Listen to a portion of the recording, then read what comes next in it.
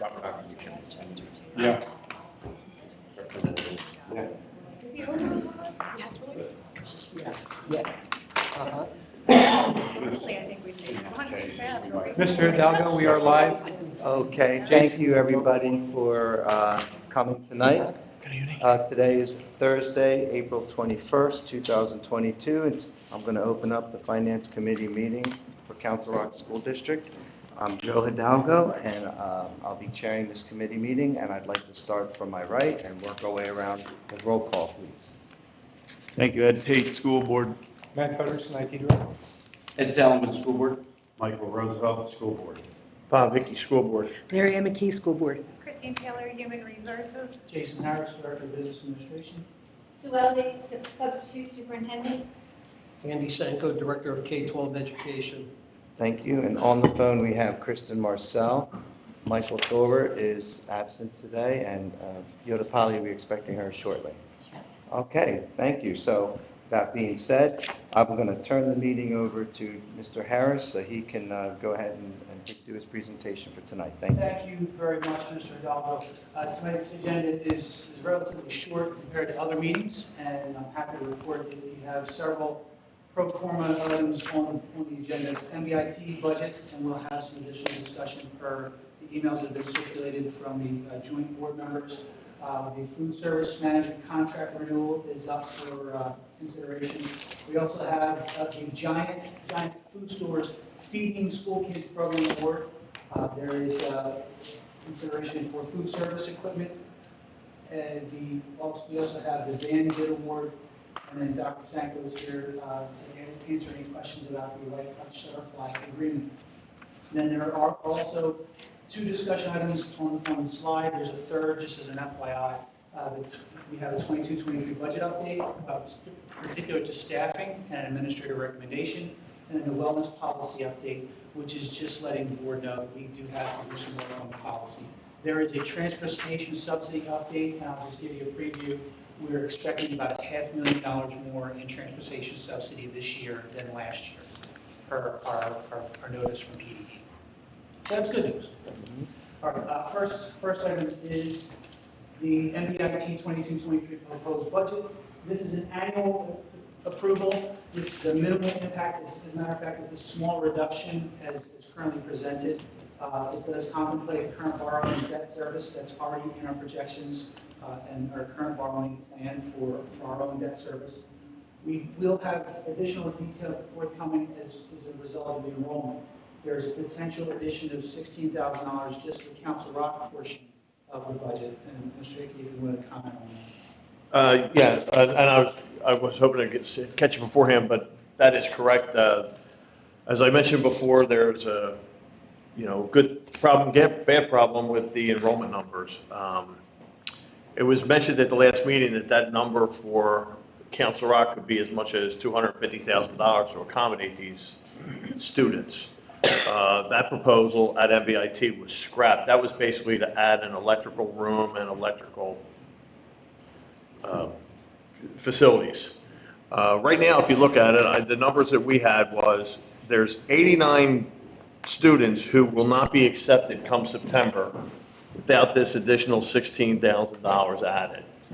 But if we add the $16,000, it will reduce that number to roughly 49, mostly in the cosmetology department. It's moving things around, but like I said, there is a $16,000 adder for us, mostly to cover teacher salaries and whatever assistants they are. We'll probably have to go back to MBIT and see how all the other districts are with this additional, like, hey, Bob, this is okay to go back with, and Kristen as well, who's on the phone, or not. But I'm glad that they did make you aware of it, like I said, but it's to let everybody else know. Instead of 250,000, it's 16, and then hopefully the 40 children who were not accepted will be able to get accepted through the year, because they said over the summer and at the beginning of the year there is some attrition at the school due to students drop out, they don't follow through on their commitments. So the possibility is, that it could be reduced closer to zero.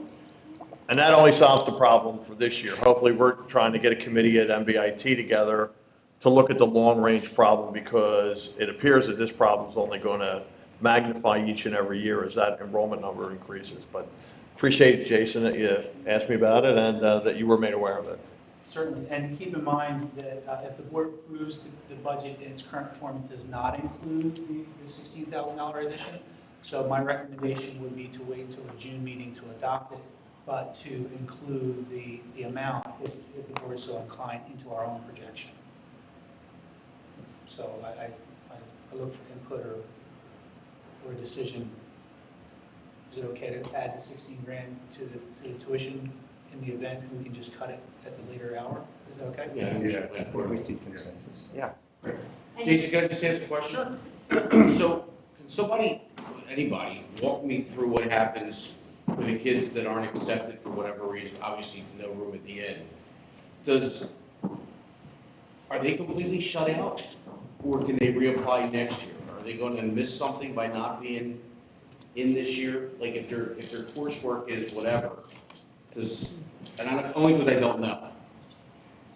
Or is that a tough question? And that's fine if we don't know. Kristen, are you on the phone? I think she said she might be jumping in later. She may answer it better than I, but I know some of the courses, in order to get your certifications, you have to have X amount of hours, like, and if you don't go for all 3 years, you're not going to hit that hour. You can maybe go somewhere else, like, in the summertime or whatever, but yeah, you may not So get this it. is really, it could be detrimental to our kids getting what they need in that field In the time frame. in the time frame. Correct. Right, It would be dependent on the program. right, sure.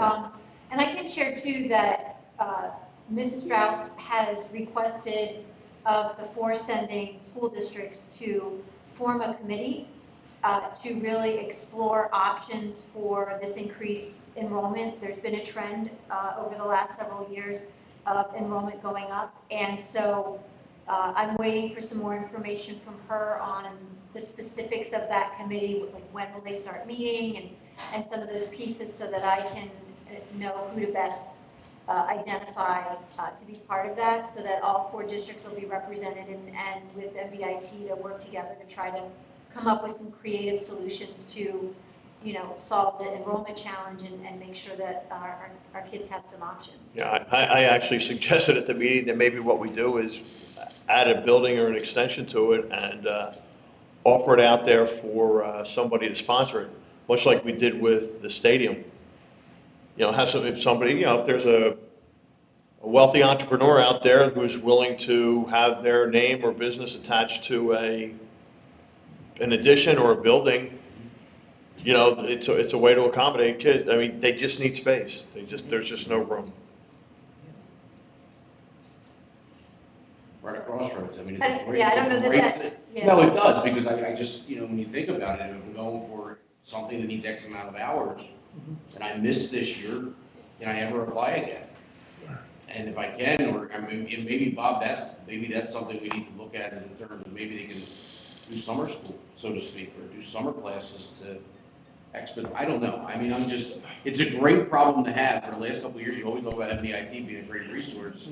Right, and the idea Right now, being, we're really stopped. yeah, I mean, the idea being is not to be at this point next year, and, oh, by the way, we need this one, so there is, like you said, we'll have to talk to Catherine about who's going to be on this committee and how's this going to work, but I mean, it needs to get started now so that solutions can be started now and not, you won't know, like, we actually talked about moving up the acceptance date at MBIT. You can only apply between certain times.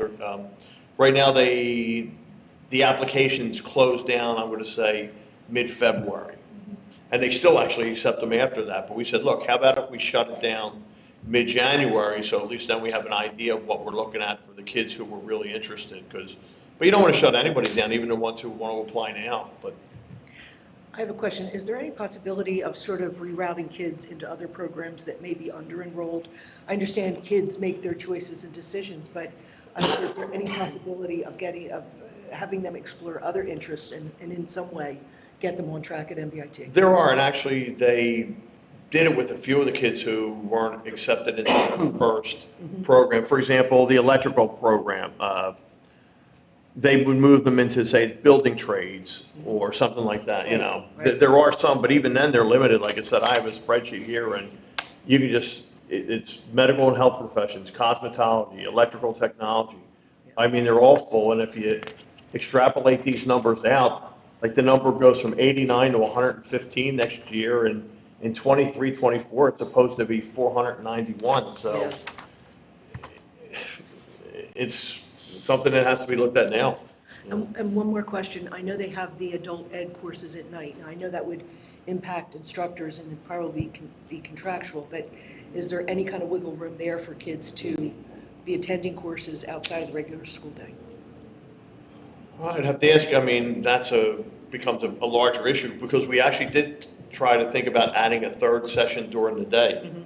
You know, you would cut back on maybe a half an hour, you know, but you could add a third session, but you add a third session, you know, you gotta bus these kids to and from the schools, you gotta add them in. One of the things we talked about, especially with the medical and health professions, is right now they deal mainly with Abington and Doylestown.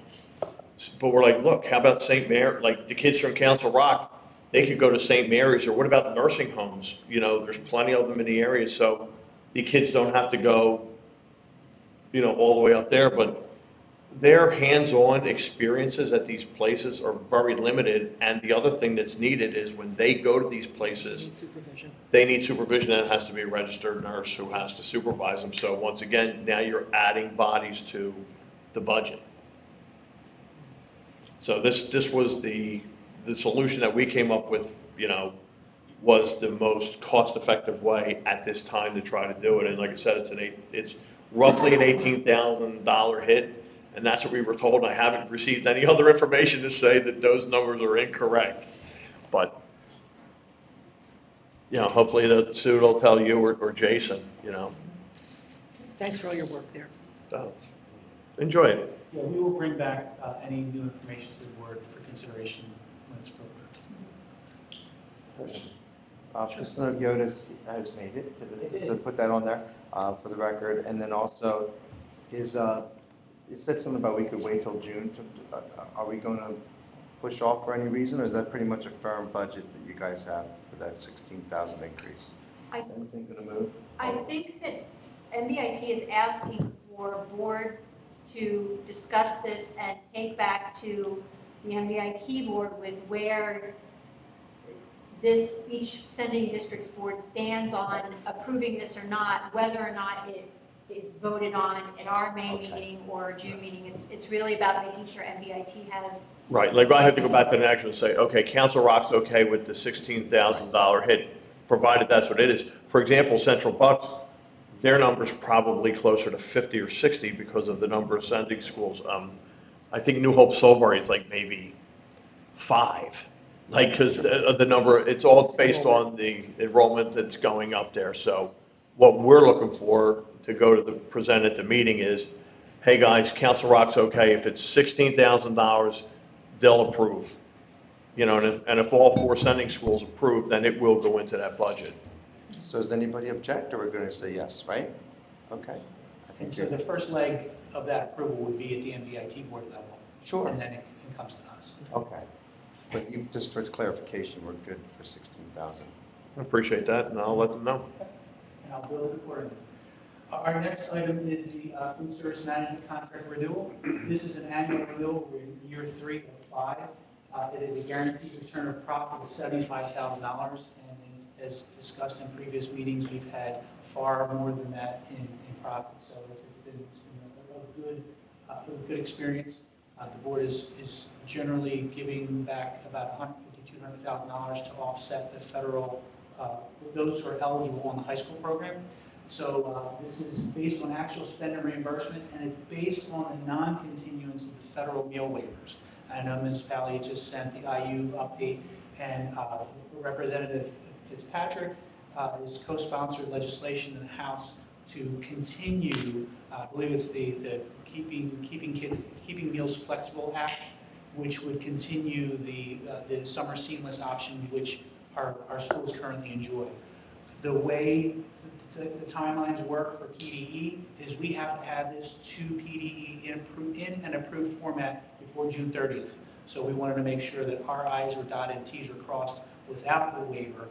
And then if we do get the waiver, that's a bonus to us. So we're asking the board to consider the application and approving it at the next meeting so that we can get the appropriate signatures on it and then back to PDE for final. Questions? Any questions? If I may, we have an excess that we were struggling to figure out how to spend. How does that factor into this contract renewal, please?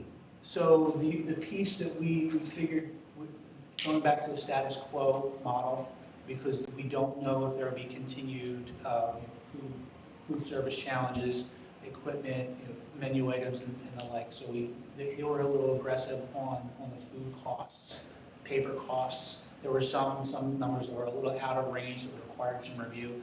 Like the cost of napkins and forks and things like that were a little higher in the percentage, but nominal in the overall cost consideration. But that's built into this contract. The item in the rest of the agenda is part of the plan to spend down that fund balance. There's about $120,000 ask of the board to spend at that point. Thank you. Sure. Jason, how's food supply? So far, so good. We have not, it's not coming to my level that there have been any significant challenges with food stock, menu items. It seems that the concerns that have come to the board's level, to management's level, have subsided. Yeah. And the only thing I would suggest when we talk about this is that we really go through these kitchens and make sure, while we do have some money, that the things that are been put off are addressed quickly. We are in the process of doing that. You'll see a slide. It's coming up, I know, but I appreciate that work. That's important. Sure. And then we also have some additional suggestions that were made from the Board of Health that we're looking into purchasing additional racks and dunnage so that we can make sure that the food is properly stored even when we have an abundance, when we order, so that some of those ready-to-eat items are not in short supply.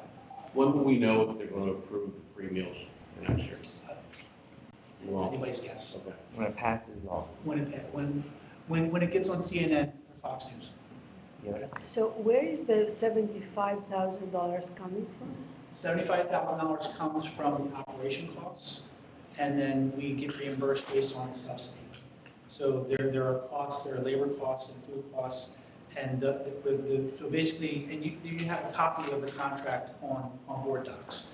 But the bottom line to the profit and loss statement will be they're forecasting a $75,000 profit.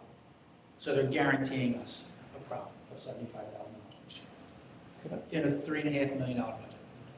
Can I ask you, in the past, when we've had to reimburse for, or we had to put the money in for high school, lunches, that was separate from the $75,000? That's correct. Because it's not part of the program? It's not part of the program. So anything that the student who is of high school age would otherwise be eligible for, the district would have to reimburse.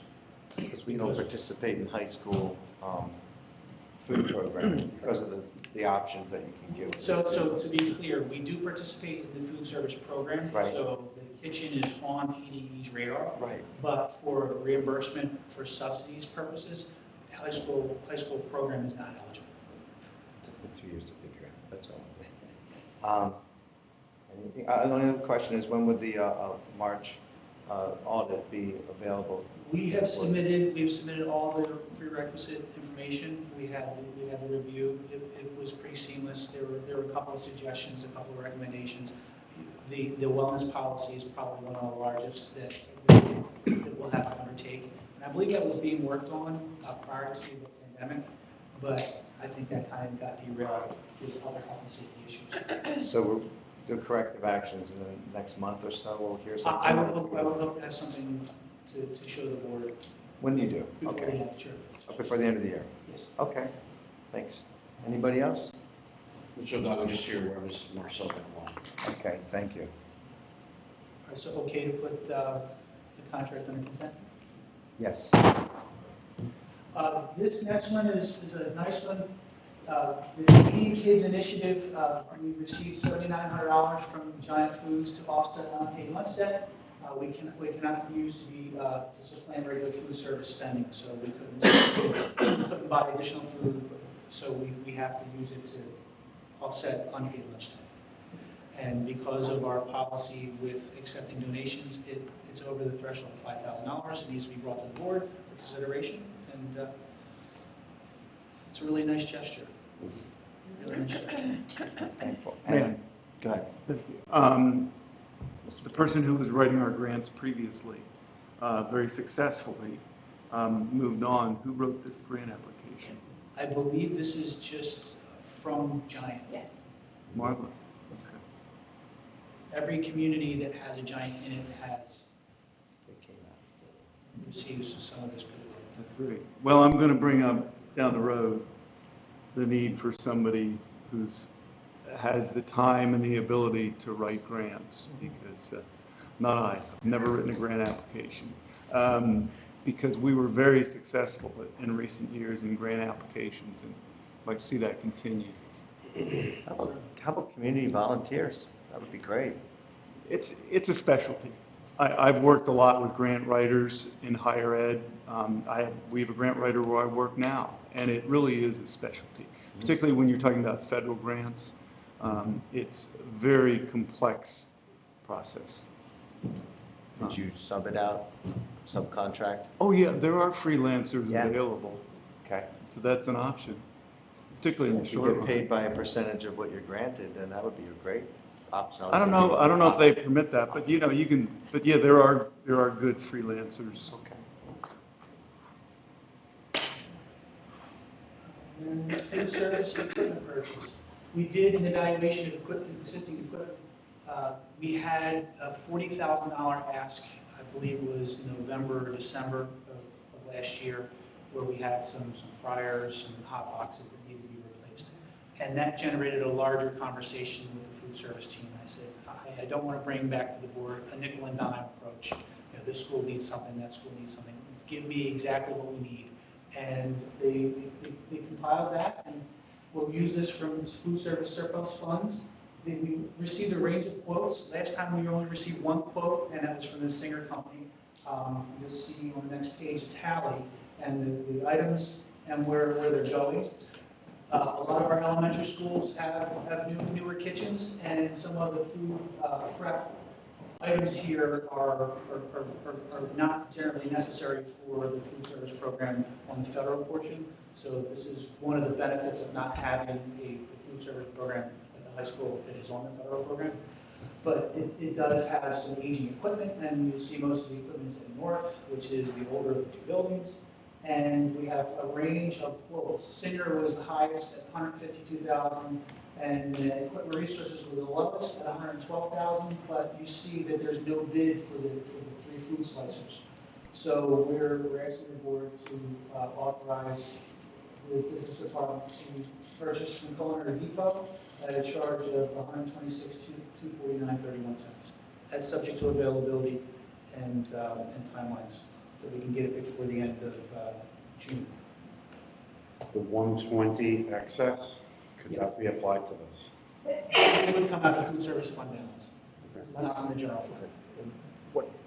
What is that current fund balance? It's estimated to be about $900,000. This was going to be my question. What happens at the end of the fiscal year if we don't spend that money?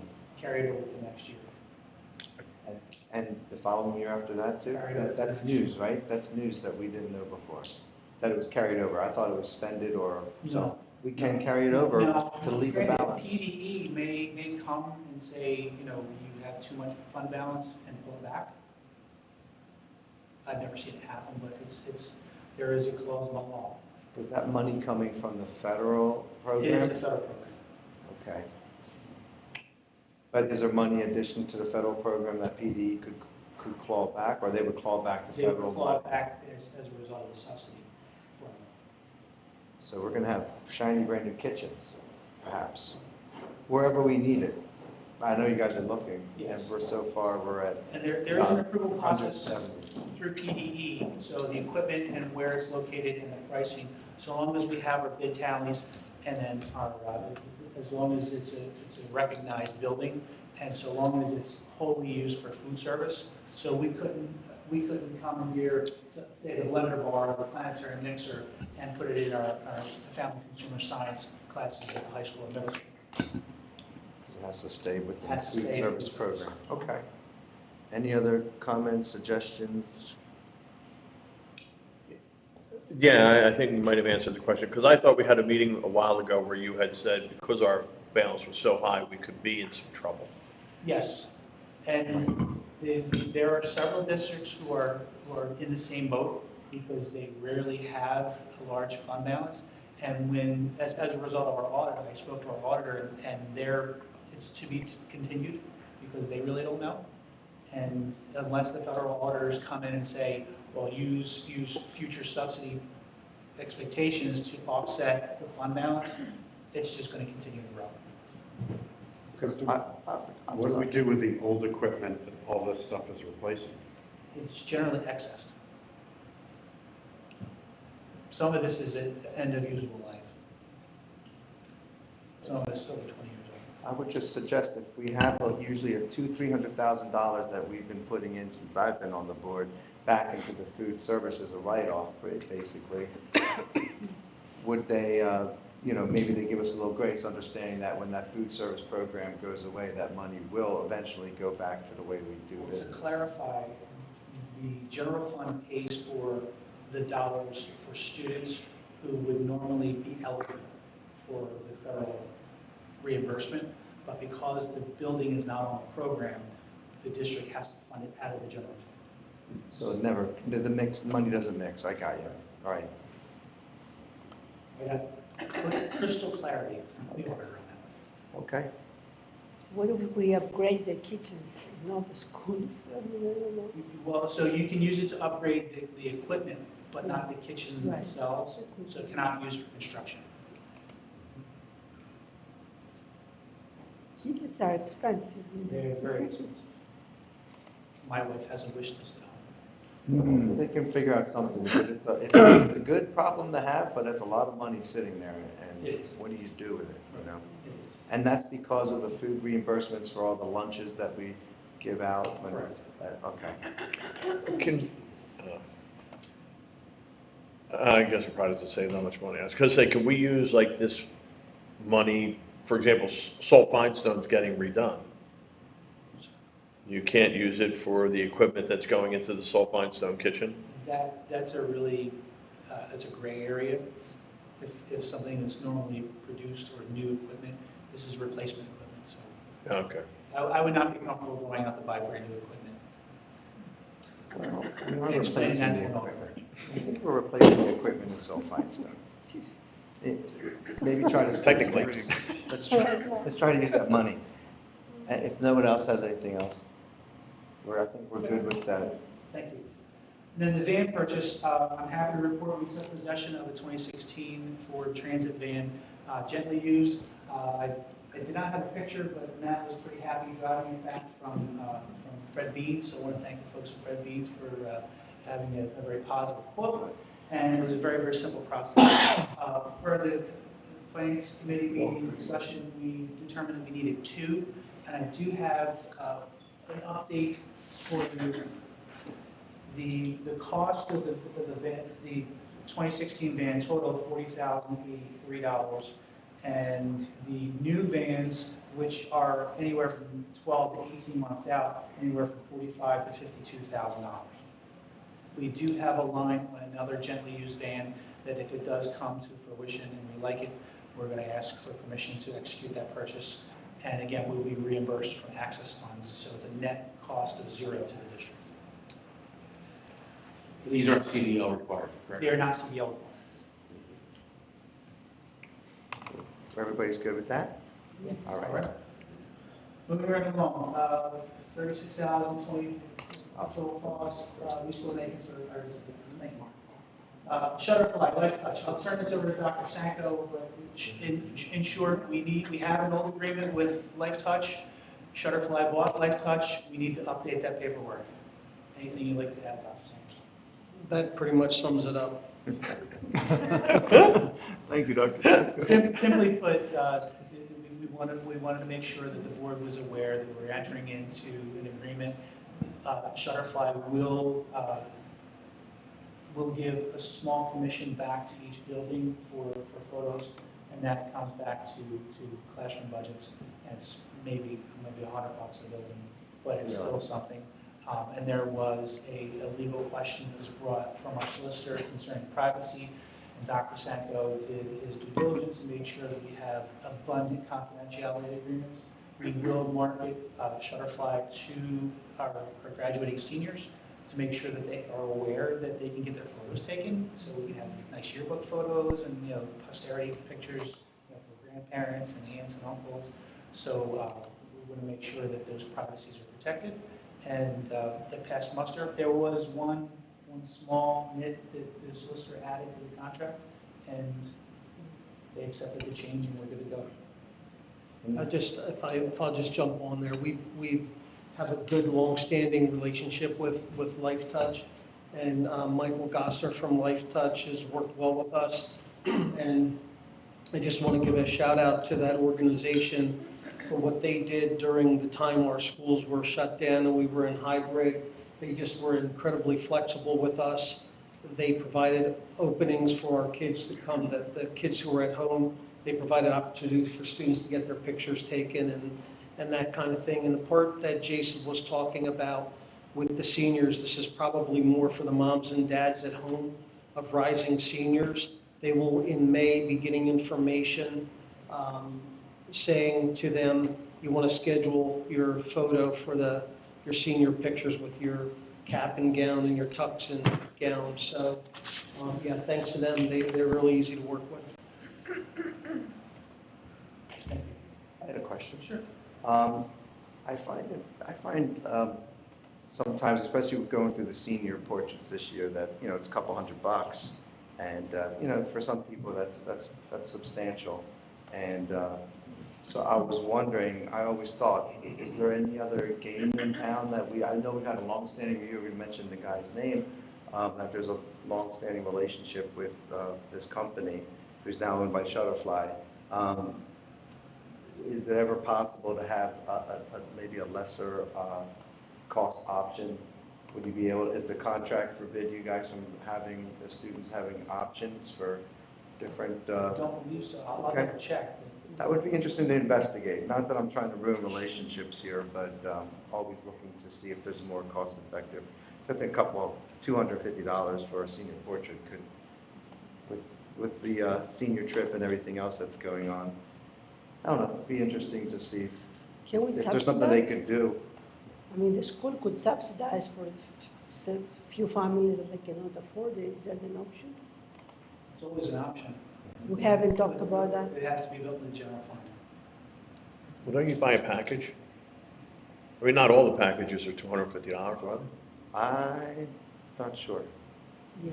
I mean, I just remember, when my kids got them, I used to get the 8x10 and then like 2 5x7s or whatever for the grandparents. I mean, you don't have to get 10 8x10s and Okay. glossy and everything else in framed, but I thought it was. I don't remember ever paying $250 for any of my kids, but then again, it's been a while ago. Yeah, well, again, I might be speaking out loud because I never looked at the sheets. There are a variety of options within this group themselves and Okay. priced competitively. Okay, good. And keep in mind, We have the option already. This is also the picture day in the elementary school, and that photo then is uploaded into our student information system. So the courtesy of having that transaction is much easier, especially for teachers who are expecting some new students and new faces. Oh, yeah. You get a picture taken regardless if you buy a photo or not. So that's And good. the class pictures are free, from my understanding. It's just the individual You portrait. have to buy the packages. Okay. Oh, they do give the class pictures out for They'll free? take your picture for free, but Oh, no, but you don't get the No, the picture class of the picture class is picture. free, as far as I know. The group it's usually part of picture. the package. Right, it's part of the Class package. pictures, yes. Yeah, All right. They are free. Well, thank you for that. All right, next is, can we take these out of order? We already updated you on transportation $500,000 to the good. That's really awesome. The wellness policy update is just, I've updated, I believe I sent to the board the documentation for the checklist, and then on board docs, you'll have a draft recommended policy. There are some edits that we need to consider, so at the next policy meeting, we should have a more broad discussion. It's currently out of compliance, so we want to make sure that it's in compliance, not only from checking the box that we're good, but making sure that it is implementable, actionable, and part of living in our school, in our buildings. So there's more to be discussed at a later date, but I want to bring it to your attention that there will be a vote required on this, and there are some parts that do live in the classroom, and there are some parts that live outside of the classroom. Health and PE, food service, there are portions of curriculum that would apply to this. So please take your time and review it. And if there are any questions, you're more than welcome to bring them to me, and we can farm them out to the appropriate cabinet member. All right. So thank you. And the 22-23 budget. Mrs. Taylor is here as the human resource expert, and we've had several discussions about the budget and how we staff positions, and we want to make sure that the board and the community were abundantly clear that it is not a hard and fast process. It is like having peanut butter, ketchup, jelly, and olive oil all moving all around on the table, and we have to separate them at different times, and sometimes it's very messy, and sometimes it's really nice, but these are not very, very easy decisions, and they're not things that can be explained in the detail in 5 seconds. So, Christine, do you want to Sure. begin? Well, thank you for having me tonight. Every April, I come to the Finance Committee meeting and present a few slides about staffing. This year, it felt like the right time to give an informational overview of what staffing looks like in Council Rock and how we arrive at how many people are where. So I'm here in my role as your HR professional. I'm not a budget expert. That's not my area of expertise. So I'm going to just walk through what staffing in Council Rock looks like and how we arrive at the FTEs that you see that we're approving as part of the budget. So the next slide is just a really quick, kind of simplistic, but I think it makes it much more apparent how we staff at each level and each group. So when we look at elementary schools and our middle schools, the way that those schools are staffed are your total number of enrollments equal your total number of sections, and that tells you how many elementary teachers you need. So it's very formulaic. There's really no ability to add or subtract outside of that equation. So if we are looking to decrease the total number of teachers that we have at the elementary level, the only way that can really be accomplished is through attrition. So if we had, say, 4 sections of 3rd grade last year, this year we have 3, then if you had 4 teachers there, 1 teacher has to move to another grade level where there may have been a retirement. Or if that loss of a section means there's nowhere for that teacher, the least senior teacher would move to another school where there is an opening. And this is something we do every year. And sometimes sections rise, so then you have openings. You could have a section drop at 1 grade level and rise in another. So one year you're at 2nd grade, the next year you're at 3rd grade. So that is how staffing at the elementary and the middle school in regular ed is comprised. The only way other than attrition to change that would be to look at classroom size guidelines. So if you looked and you said, kindergarten we're at 25, what would it look like at 28 or 27? In high school, it's similar. High school is a different animal. So there you have your number of students, the number of required courses, and the number of elective signups. And that determines how many teachers we need for each subject area. So when we decrease in secondary teachers, that comes about through attrition so with attrition, high school staffing is one of the most complex things that I've ever seen. And the 2 individuals who do high school staffing are so very talented. At the high school level, we have a number of teachers who teach different subjects. So we have teachers who teach German and social studies. They teach math and science, or they teach health and PE and special education. So when you have enrollment drop in one course and it's not enough to make it a complete 1.0 FTE, those multiple certifications allow us to keep people on board. So this is an every year process where, we've been seeing a boom, and we were talking about this earlier, family and consumer science has seen a real growth. So that FTE increases for that subject while another drops. So this is what high school staffing looks like. So reductions there through attrition, which we do every year with all of this reshuffling.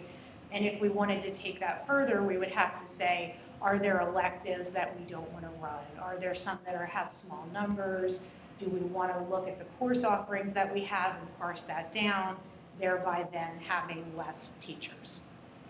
May I ask a question? Yes, sure. About that, I know that teachers can drop certification areas if it's an area that they don't anticipate teaching or don't want to remain certified in. Are we seeing any change in teachers dropping their certifications? No, I don't see that here really ever. In other districts, I have seen that. Sometimes when you have a school closure or you're going to have a big shift of teachers, people will start to drop certifications, but I've not seen that here. So our teachers remain kind of flexible in where they could be staffed? Our high school teachers are very flexible, and sometimes will teach multiple subjects over years. Like, 1 year they're doing all science, the next year it's science and math. So they're very, very flexible. On the special education side, it's even more complex. So special education staffing at all levels is by the number of students identified, by your IEPs or your GIEPs, and then PDE also has caseload limits and class size limits. So if you have certain programs, you cannot have more than a certain number of children in that classroom. So how we staff on that side is also pretty formulaic in terms of these parameters. In the English language learners, we are seeing an influx of refugee enrollments in students needing services, and that's very similar. The services that are needed dictate how many teachers that we have to teach in those areas. So attrition, again, is how we move staff, how we reduce numbers, or how we increase comes from how many students have need for service, and what are the caseload limits, and what are the class size limits. For our special areas or non-mandated programs, we don't have a lot of needs. We have math and literacy specialists. We have about 23 total FTEs district-wide, not a big number. And our math and literacy specialists help to reinforce learning. One of the things that we would think about here, if we wanted to consider reducing in this area, is how would that affect our goals to mitigate learning loss. Our counselors and our social workers, we have 47 FTEs across the district. And I did miss on this slide, and I apologize, our school nurses and our school psychologists. Our school nurses and our school psychologists play a giant role in the district. And it's difficult there too to look at reductions because we're seeing increased student discipline cases, anxiety, stress, all of those things. Those are the individuals that help us in those areas and help our students. Art and music is another area that is considered a special and non-mandated, as well as library and our tech integration specialists. In all of these areas, we don't have a very high number of FTEs. We have 35 total art and music, 15 total library, and 6 tech integration specialists. So there's not a lot of individuals in the special areas. Christine, where do the nurses that you don't have on? So nurses should be along with counselors and social workers. How many nurses? You have that? If you don't, that's fine. I have it here, but give me I'm one just moment. taking notes. Mr. Solomon, let me just Not report me, back but- on that, just because I don't want to. So that would be nurses and social workers, right? So the number that I gave you on the total FTE of 47 includes school psychologists, school nurses, and counselors and the social workers. All together, okay. And I can break that out for you. No, that's fine. Sure. And moving along to our support and our administrative staff, right now we have attrition within the administrative team at the central office level. That is an area that could be looked at for change or for reduction. We are awaiting the appointment of a new superintendent, so that probably would wait for that piece. Another thing, and we'll look at this a few slides down, is that our central office team is very small in comparison to districts of similar size across Pennsylvania. So if we reduce there, we want to be cognizant of how much smaller do you want that team to be, especially when you see the comparison numbers. Again, I'm here just to present information. I'm not trying to influence, just going to show you some different data for your consideration. Our support staff is made up of about 466 total full-time equivalents. The largest part of this group are our teacher assistants. Our teacher assistants are 263 of the 466. Teacher assistants are placed to support our special services students. So it's hard to reduce teacher assistants because student need dictates the number of teacher assistants that we need. In many cases, when we've reduced teacher assistants, we've had to add them right back, and I'll show that to you in a few minutes. Our other support areas are made up of our staff nurses, library assistants, clerical, maintenance, security, IT, and cafe and recess aides, and our van drivers. So, when we look at reducing staff, attrition is always our natural first step. And when we look a little bit closer into positions that have been added and subtracted over the years, we'll also take a look at our attrition numbers as well. When I talk about how we use attrition, like such as with the movement of sections, I think that is what allows us to keep our staffing so flat over many years, is making sure that we're always looking at attrition and using that as the first line of curtailing big staffing increases. When we talk about reducing staff beyond decreases in enrollment or beyond what course selection dictates, then the questions that we would naturally ask is this position necessary to replace? Can we reallocate this person to another position? And that's done often with the loss of sections or with the loss of course enrollments at high school. This year you taught science, this year you'll teach science and math. You're going from second grade to first grade, so that's something that we do every year. When we have attrition and we replace, we often do save money through the differential in salary. And then always when we have reduced positions in the past, we always look at what's the impact to the organization, to students, and to programs. So if we look at attrition, you'll see, I think the attrition numbers are fairly steady. I mean, we know that 2020 and 21 were very hard years for educators, and the attrition numbers do tell that story. It looks like this year, the 27, we're coming back to what we typically see on the professional side. Our support numbers are higher. One of the drivers of that is that we are seeing more and more support staff enter into teaching programs to go on and become teachers. Many of our teacher assistants have been hired by us or hired by other districts. That's a success story. Also, the job market is very good right now, so people are finding higher paying positions and leaving. We do an exit survey for all of our departing staff, and they are, the large majority are very positive. So that's good to know. I do think this year we'll see a few more retirements mid-year than we normally see. And the reason for that is PCERS has an actuarial change that becomes effective July 1.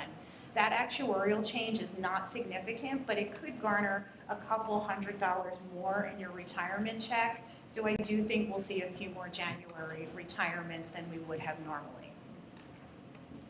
So this is, for your information, just took a look at districts around Pennsylvania to see, are we right-sized? Are we staffed efficiently? How do we look in comparison? In that last column, that number is going to be higher than our budgeted number because these are all, the source data is PDE. So when we report to PDE, we have to report our long-term subs. We don't budget for long-term subs. So that's why that number is slightly higher. So you can see, and I think it's a good news item. I think it shows when we look at this that we are running really efficiently when we look at districts of similar size. And I use student enrollment as the balance of who's of similar size to us. So they're not all geographically close. Some are close, like Pennsbury and Neshaminy and North Penn. Just good data to see and good to measure us against our counterparts. So this is the slide that you're used to seeing, the one that I normally come and present. And what it shows is over an 11-year period, pretty flat, consistent staffing.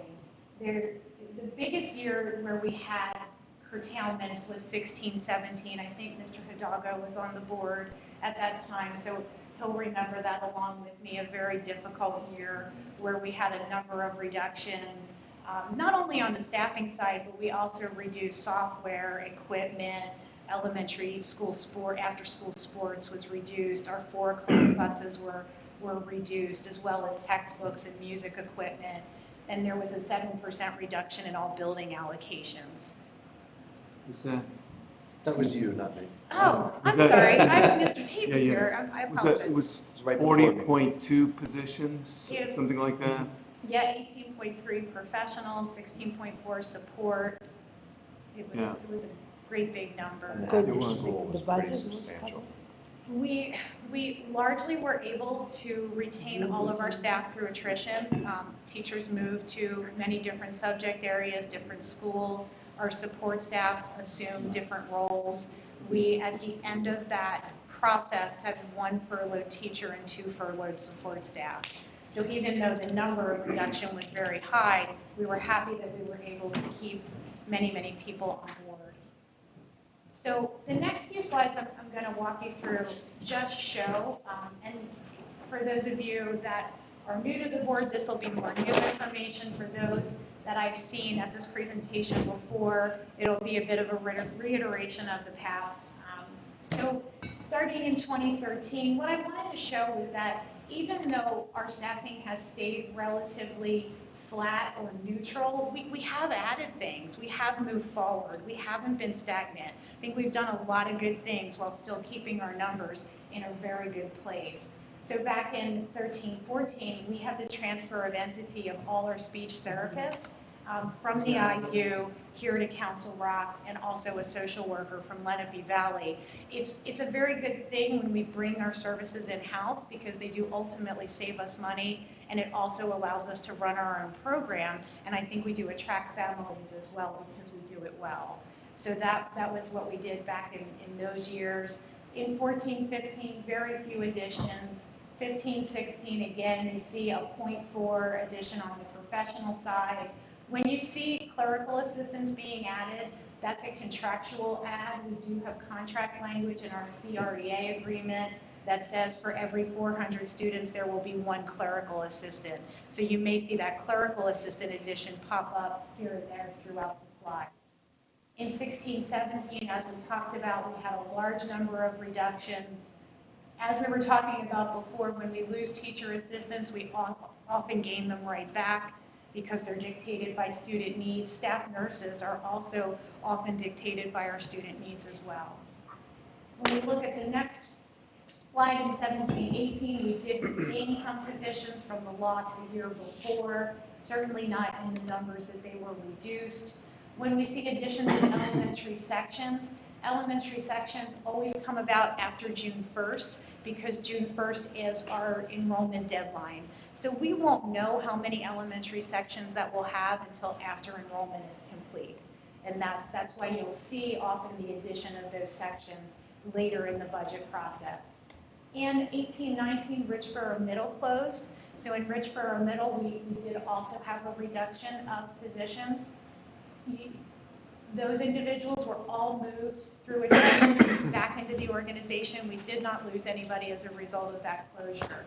In that school year, we did originally add 4 tech integration specialists. When we had started the budget, it was taken down to 2 in the next year, and those 2 are the middle school integration specialists, and the next year, the high school. In 2021, we had relatively few additions to our staff. We added the counselors and the behavioral, the BCBA, the behavior analyst, and one ELD teacher. May I ask a question? Sure. We also experienced a transfer of entities from the IU with the autistic support program. Was that prior to That was these years? prior to Okay, my I thought it being happened here. later. Yeah. Thank you. Sure. And I think it was right before. The Yeah. speech and language. Mhm. Okay, thank you. And then this most recent school year that passed, we had losses and gains, very, very small things this year. We did lose some elementary sections, a health and PE teacher. We did remove one ELD teacher from the budget, saw some increases on the high school side in the manner that I described earlier, and one special education teacher was added in June. So essentially, this year, what we're looking at, and this is the point in the process where we evaluate what staff do we need, what can be included in the budget, what's possible. We know as a result of the high school staffing work that was done that there is a need for 3.1 special education teachers at Council Rock North, 2.5 FTEs in the special ed area. Maureen and Welsh, I know, is in need of a 1.0 teacher, as well as some assistant needs, 1.0 math specialist, 2 ELD teachers, and if the fifth special were to be approved, it would be 4.8 for that program. Didn't we look at another option for fifth special for STEAM where there were 2 numbers of FTEs? It's the lower number. Is this the lower one? It's lower, yeah. So that is what I wanted to walk through with you tonight. I hope it was informative and helpful to the process and to all that you have to consider with the budget.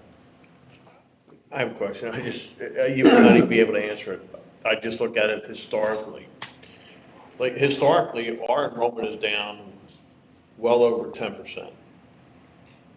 But our staff has remained constant. There's been really no reduction, I won't say no addition, but it's been flat.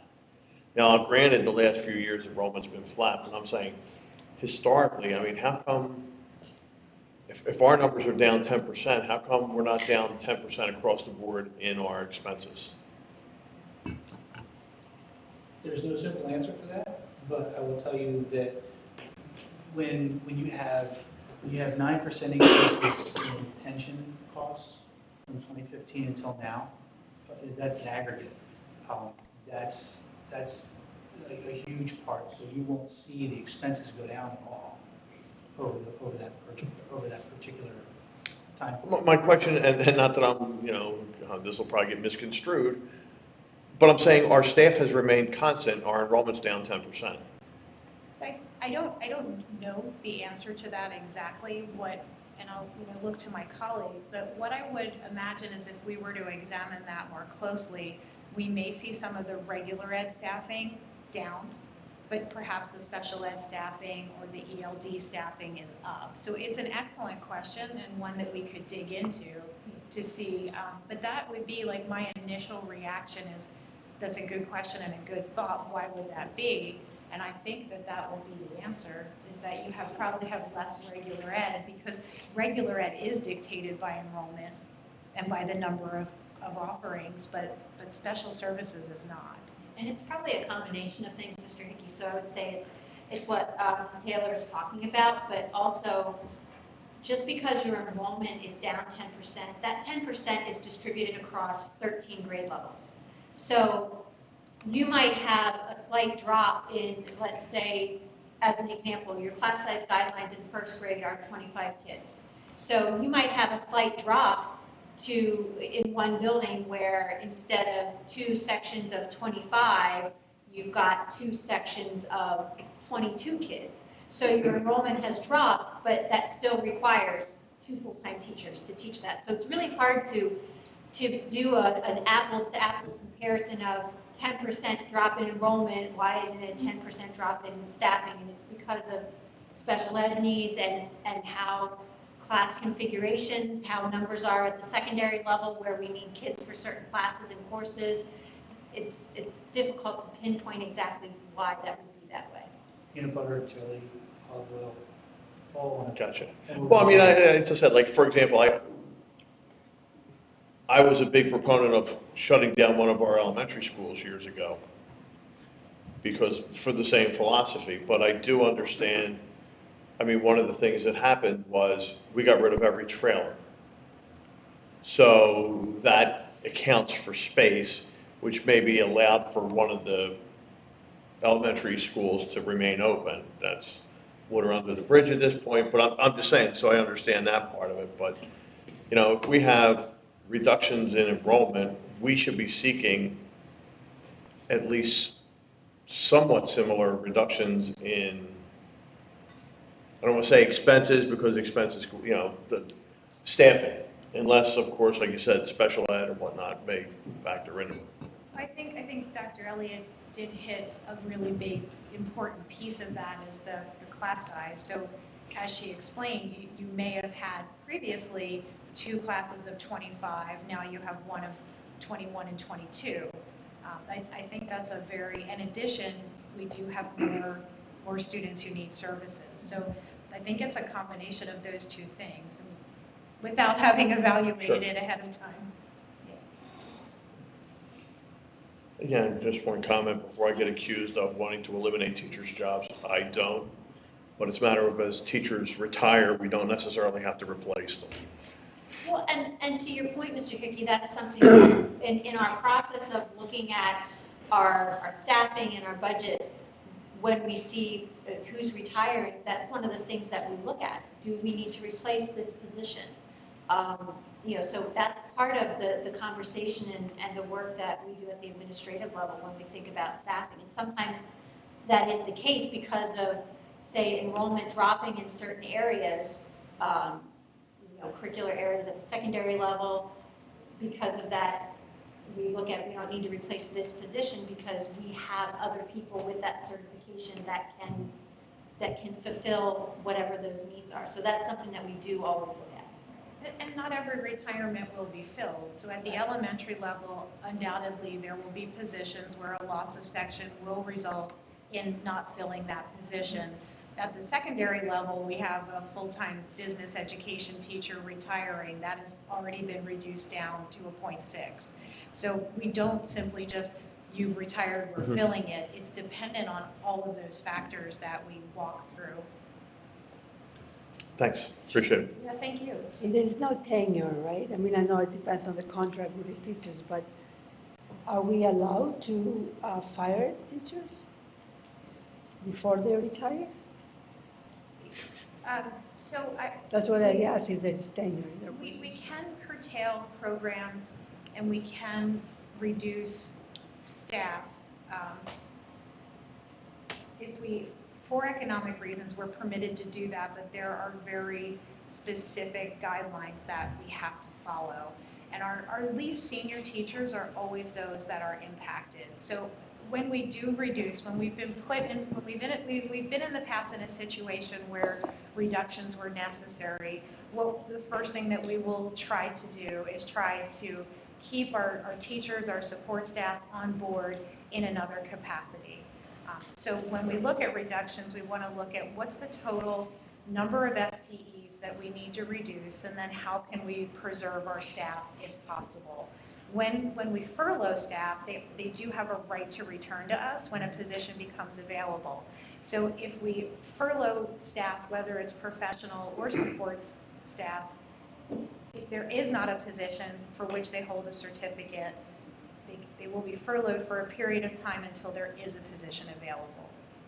But again, we try to avoid that happening by utilizing their other certification areas, looking at other openings. We have also employed placing our staff into leave positions. So if someone is out for 1 year for child rearing or for an illness, then one of our contracted teachers could serve for a year in that position. And as a result of the discussion at our last board meeting, the board asked to have an administrative recommendation brought to it for the budget, and it is comprised as follows. The highlights, administrator recommendation is to increase the tax levy to 2.4%, which is the IFO minus 1%. We are also less conservative in our projections on earned income tax, basic ed funding, special ed funding, which is based on the Keystone projections as well as the PDE projections. We have an improved reimbursement number on transportation per the document that we received a couple of days ago. It's on Board Docs 1920 and 2021 comparison is available for your review. Expenses, what's included? There are definite increases to charter school tuition. It has ballooned from about $800,000 3 years ago to about $2.7 million in next year's budget. Final transportation contract estimate is baked in. Those numbers that the board approved that we estimated for route costs are now baked into the budget. We are also including the projected salaries and users increases. The initiatives to address student need, learning loss, ELLs, special ed and gifted. We are also considering the adoption of 5-year curriculum, plans that Dr. Elliott and her team have looked at. And then I believe that facilities next week, we've anticipated and built into our projections upgrades to security. And I don't know if Dr. Sanka, you want to mention a foretaste of what may come. At the last facilities meeting, Mr. Taylor spoke about some systems. We went out and we saw some systems, got three different bids, and we're waiting on some final numbers that will be presented by Mr. Taylor next Wednesday night. And then so on the top right is in the synopsis software, we can turn on and turn off each of the initiatives. And you'll see that the fifth elementary special is off at this point, but later on at the very bottom, you'll see the fifth special with 4.8 FTE. That matches what we talked about earlier. Property tax contemplates an IFO minus 1%. Comparison from 22 budget to 23 budget. Total revenues go from 248 to 259 million. Total expense goes from 250 to 264 million, with the net operating result of 4.8 million, which takes your fund balance down to $25.3 million if the board collects and spends the plan. This does not currently include all of the attrition numbers that wasn't ready for press. So the retirements that we've been talking about, there is some savings that will be yielded there, not only on the salary side, but the commensurate benefits, PSER, Social Security consideration. It does consider the transfer out for our capital plan of $3.1 million to capital projects, transportation, and technology initiatives.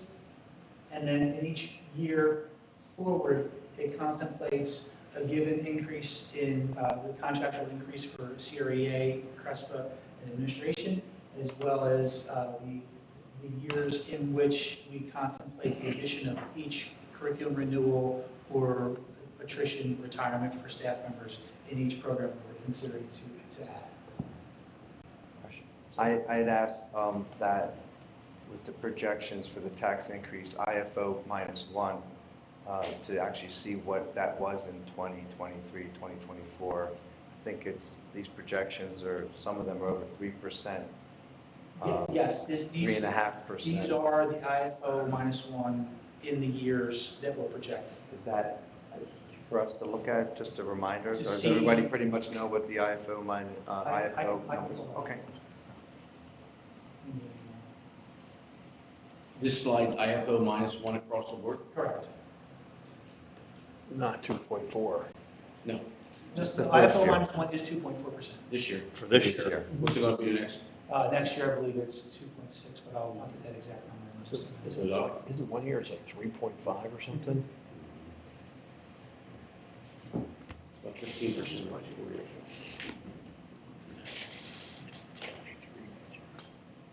Why is the fifth elementary off? So fifth elementary is that is at the 7.8 FTE. We did an additional projection for 4.8. So which is already there? Correct.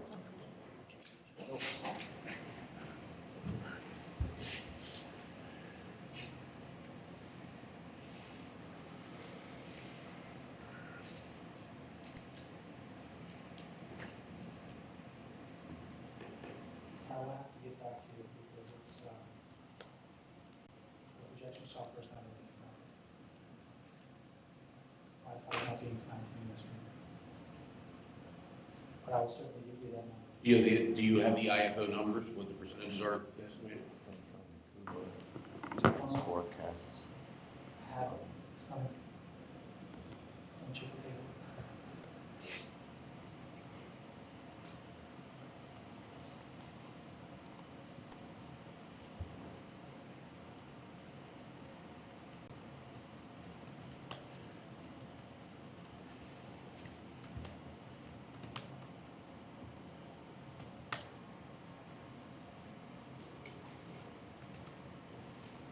So next year, it's 2.3. That's the IFO? I'm sorry, IFO minus 1 is 2.3, 2.3, sorry, 3.3, 3.3, 2.6, 2.6. So it could go up 4.3, 4.3, 3.6, 3.6, correct? And those numbers will come, the finalized number will come in October, November, back one next year. Which was just my point for the board to understand that when we're doing these projections for 2.4% tax increase today, to see the fund balance go down $10 million in 2 years, that's with a 3.3 anticipating for the next 2 years that we're going to raise taxes 3.3% the following 2 years, and we'll be down from 32.9 million to 20, ending balance from 30 million to 23 million, if I'm reading that right. And that's mostly because of the contractual obligations that we've already done before doing the budget. You know, it has some impact to it. That's where I have, you know, we have our issue. We have our I think we're have an uphill battle because we've already made the commitment. Yes, and please, if I have it wrong, it's just my... No, I don't disagree that we've already made a commitment, but we would have made that commitment no matter what, as a normal course of doing business. I mean, it's not practical to do a year-by-year teacher's contract, for example. And the agreement that we reached with the Teachers Association actually does a fairly good job of keeping costs in line. So the other way to look at it is we have, for this year and the next 2 years, well, it's not a full third year because we're already into it, but we have a predictable cost and it's at a reasonable cost. So it's actually to our benefit to have signed that 3-year agreement with the Teachers Association at a reasonable and fair level. Well, I agree. It's not the most unreasonable thing. I was hoping that, though, when we go and see the budget and we see how much we're going over the next 3 years, that could have been some leverage. But I won't argue that that there, you know, a lot of people saw that and, you know, consulted that was a good agreement, and we voted on it unanimously. I just thought again that it was just like now we have to pay for it, and yeah. I just Well, like the other how do we do it with all the other things we want to do? Yeah, and the other line item, and Mr. Harris can speak to this, that's gone up at a greater rate than anything else in our budget is our PSERS obligation, which is completely out of our control, and it's completely out of control, period. I mean, don't get me started on PSERS, but the public should understand that the number one line item increase in our budget has been PSERS, the state employee retirement education And so, retirement to that system. point, Mr. Tate, and I'm going to show this at the next budget presentation, but the budgets have grown from 2015 until now by a growth rate of 2.05%. And that includes property taxes have grown by 2.79% from 2015 to now. the contributions for PESers have grown 9.22%. The big winners of growth are charter school tuition, 22.74%, and reductions, transportation subsidy has been cut 8% over the last 7 years. Tuition has gone down. Tuition to other districts has gone down 3%. Major local revenue, other than property taxes, has gone down 4%. Other remaining revenues get down to 2.05%. Federal, state reductions over time. Transportation has gone down even since 2015, down almost 3%. So, no, the cost of actual transportation. Okay. So Or reimbursement. Right, reimbursement would go down as well. But the point I'm making is that there are costs that are beyond our control in charter schools, special education obligations, mandatory pension contributions. Healthcare is not even on here, folks. I mean, we have a 0%. We're flat this year in medical, where in years past, Miraculous. school boards have really wrung their hands about 10, 12, 15% increases. So there's some good news and bad news. You know, it does cost more to educate a student. It is not as efficient as we'd like it to be, because if you take that example that you used, Mr. Hickey, about 50 students in a school for 2 teachers, if that is reduced by 10%, you still have to have the 2 teachers based on your class guidelines, and you certainly don't want 30 kindergartners running around every day in the classroom, because you wouldn't have a kindergarten teacher. They'd probably eat the teacher. So we want to make sure that our schools are well staffed. We want to make sure that the teachers have the resources they need, and it's not just lights, heat, and security. It's the stuff that goes in the classrooms, and that gets more and more expensive. We've learned that with transportation. We've learned that with custodial. We've learned that with the price of fuel, deliveries. I mean, it just continues to increase. Yes. And they don't increase tax by 2.4%, right? It's not a direct multiplier. You increase the mileage by 2.4%. Well, So these are 2 different things. In theory, yes. The millage, it's the amount of millage that we're legally allowed to increase by. It's 3.4%. So we go from 132 mils to about 137 mils. And then that would be commensurate with your property tax, or your assessed value on your property. And by the way, from what I understand, the assessed value, it's usually in this area below what it's supposed to be. So we are like in that sense. I won't bore you with the common level ratio, but if you look at your property tax bill and you look at your assessed value, you multiply that by 12, that's pretty close to what you could get market value for your home. So I thought you were going to discuss today all these different pieces of how we get to our budget in terms of like the revenue side, because it's not only that % that we increase, the revenue is coming from different sources as well. And some of it we have no say, because it's like, it's income, right? That we get about 0.5% of the 1%, and how big the pie is, it's part of somebody's income. We have no direct input into that, and we cannot change the 1%. It's part of whatever the townships have agreed on, right? Yeah. So in terms of, this is not anything new that the board has been, I'm used to looking at. I'm happy to send you the expanded, there are pluses on the left, and they talk about the total expenses, total revenues, and you can see how that's broken out.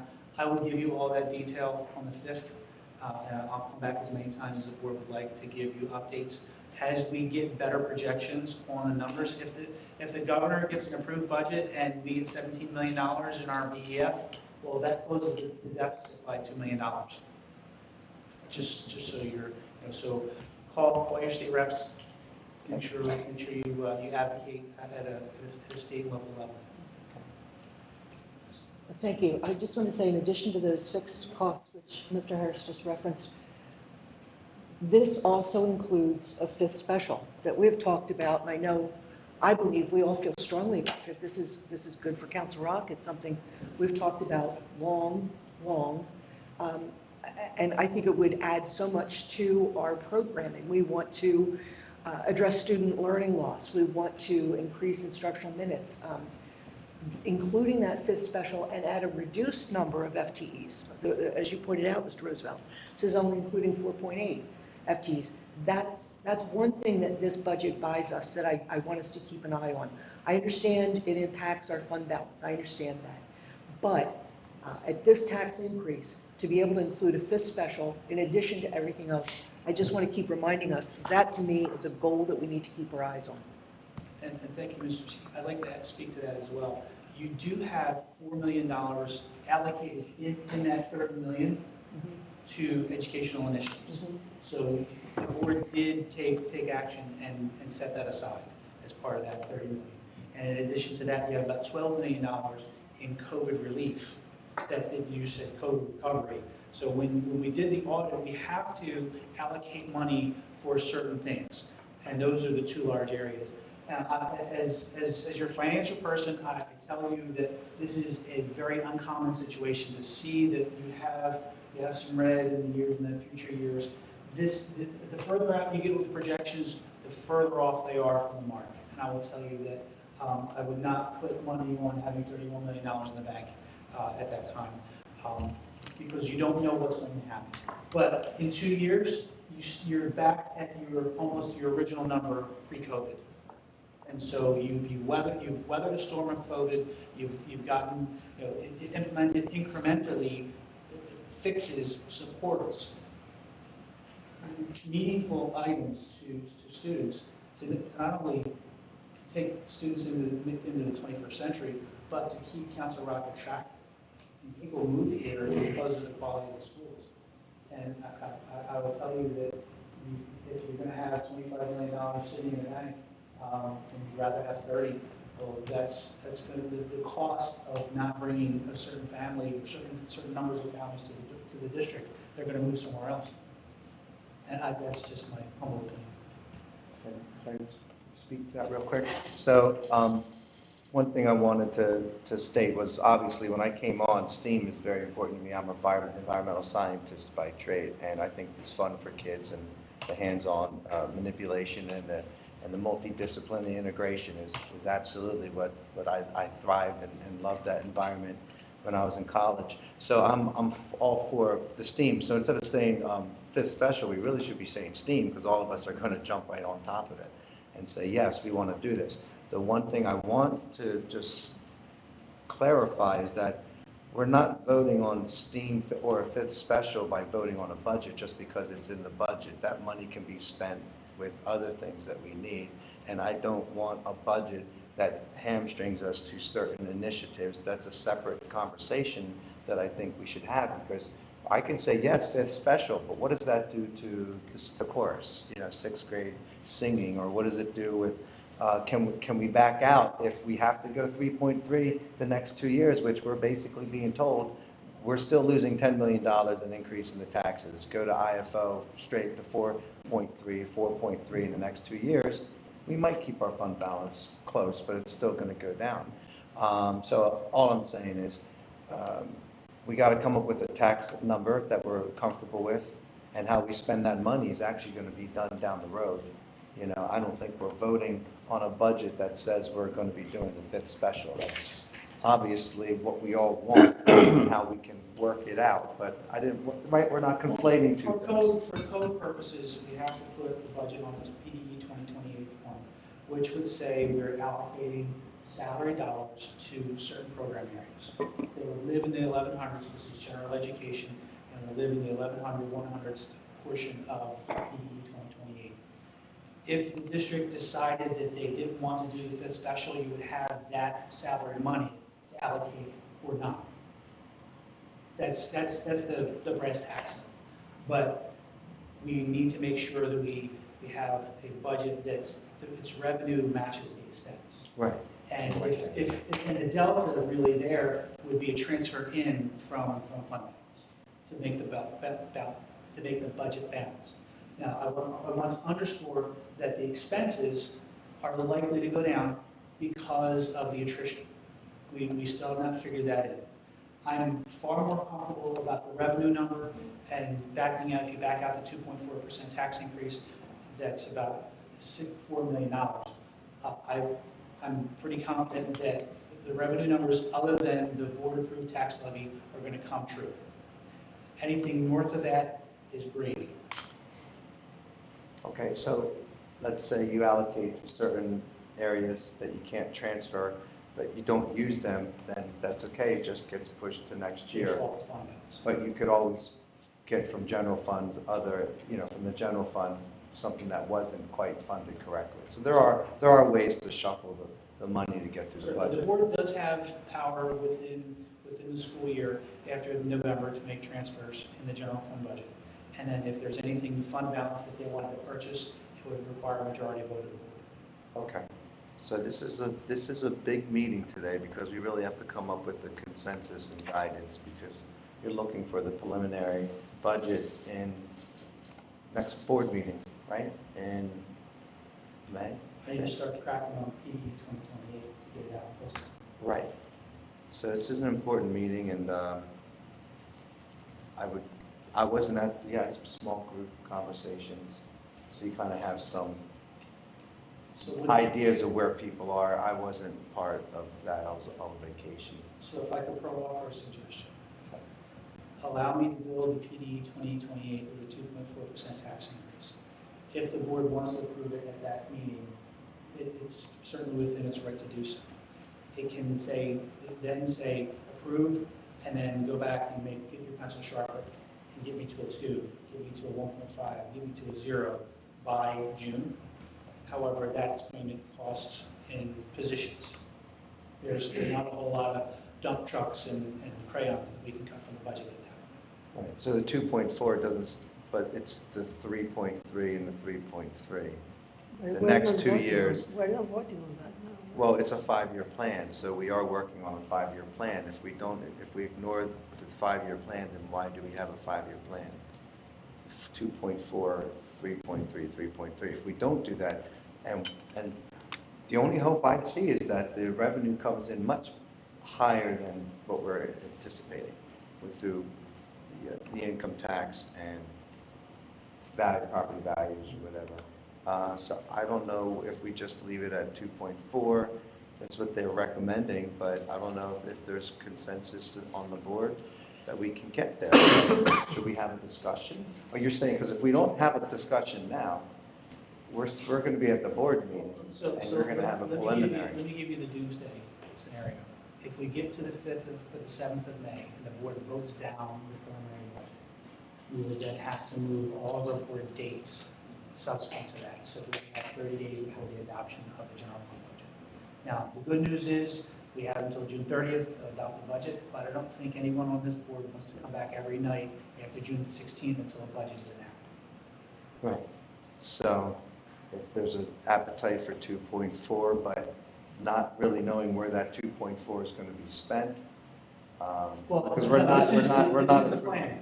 This is the plan. And so we approve a budget, we have to do those programs. So we're voting on budgets and programs at the same time. Because we haven't voted. On my next slide, Yeah, what does Council Rock get for 2.4%? sure. You get I got it. 2.5 FTEs for special ed support, you get the math specialist at 1 FTE, ELD support 2 FTEs, STEAM teachers at 4.8, consider keeping the sub-pay at current levels.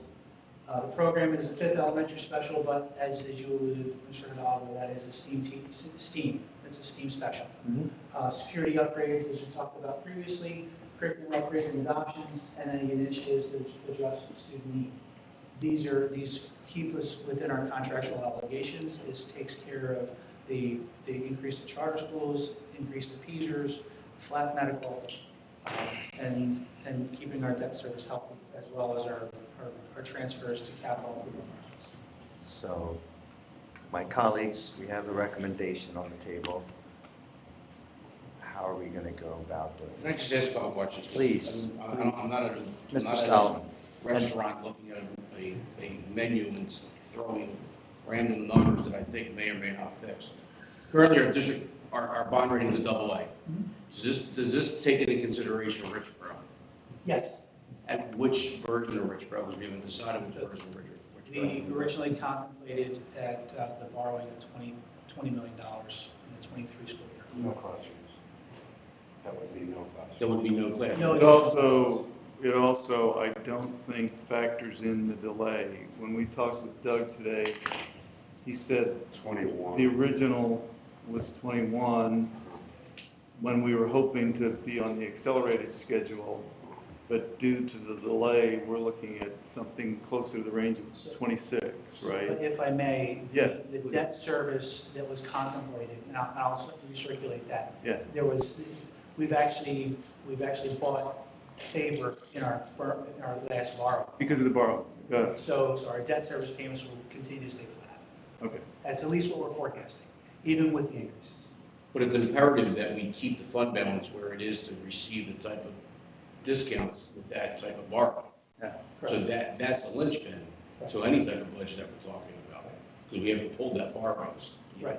But knowing, in your audit, you did disclose to potential borrowers and bondholders that you have $4 million in your fund balance that's allocated for educational initiatives, as well as the $12 million for the COVID relief. We're also sitting on about $2.8 million in escrow out to our townships. Do we have any idea when that's coming in?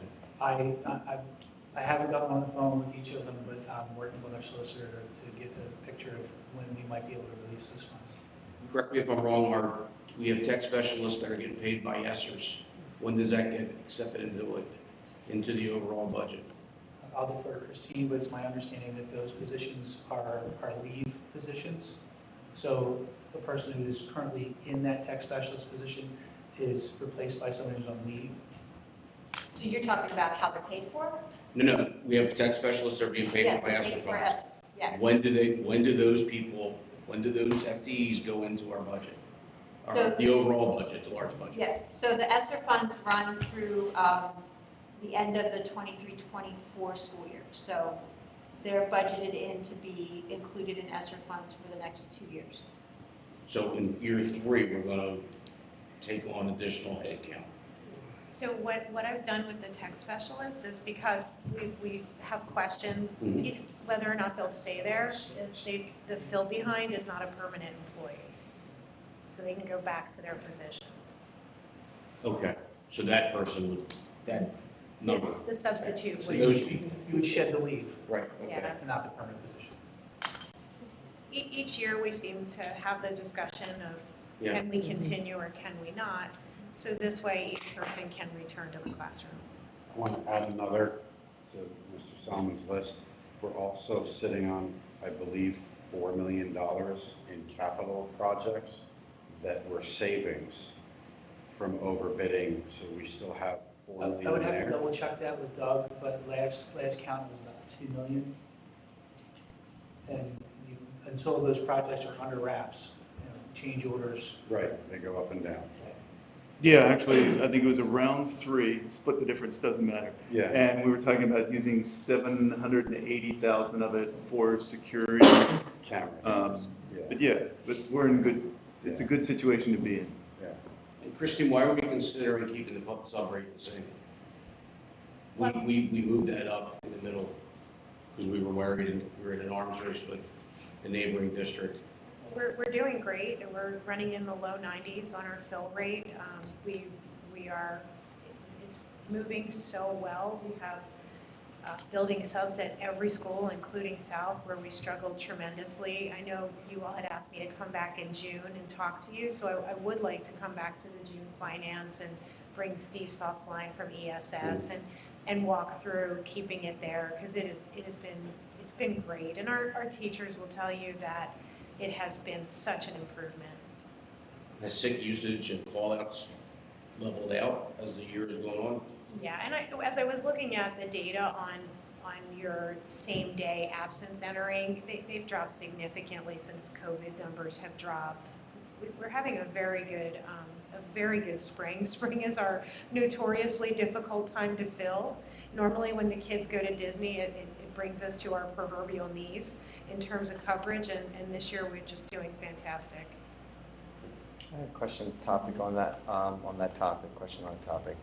When you come back, could we look at the dollar amounts regarding the substitute teachers, and maybe we could scale it back? It doesn't have to go back to the $100, but wherever we can find some savings, I think that would lead me into my next, Dr. Thor is not here today, but he had just requested, or I'm going to say what he had suggested since he's not here today, that should be no surprise that he's looking for some meaningful cuts to go with any tax increase, as he had said publicly at the last meeting. And I don't know if Mr. Solomon had any conversations that you could represent a little more detail if you want. No, I mean, he's been like, very vocal with, he even used a scenario for every 2% you raise taxes, find 1% in savings. I think it's safe to say, and I can't speak for everybody, but I think I can, or at least give you my perspective. There's nothing on this board that I would shake my head saying no to. The issue that I need to hear is solutions to a budget that is going to continue to grow. And I think Racine or Dr. Ellie, you talked about it, our special ed costs are going to continue to grow. I'm concerned about kids coming out of COVID and needing more services, and we'll be talking about that in the future. What does that affect to the budget? When we talked earlier in the night about, what our administrative numbers look like to other districts, I would question, do other districts have an $18 million bond debt service? Neighboring school districts don't have that type of service, and the buildings look that way. So we live in a very nice neighborhood with very, very nice buildings, and it comes at a cost. The question we have to ask ourselves as a board and as a community, are you willing to raise taxes 16% in the next 4 years, or 12% if you go -1, and continue down the road with this type of thing? And for me, I'm about solutions. I don't know. I'm not looking for attrition rates to drop to a number that we don't fill. People need jobs. People need raises. They got a nice contract. We pay our employees generally well compared to other districts. But I think this board needs to find solutions. And one of the things that was discussed, and I had previous conversations with, is bringing a group in, called the district management group, to come in as a consultant and go through curriculum and go through efficiencies to find efficiencies in the district.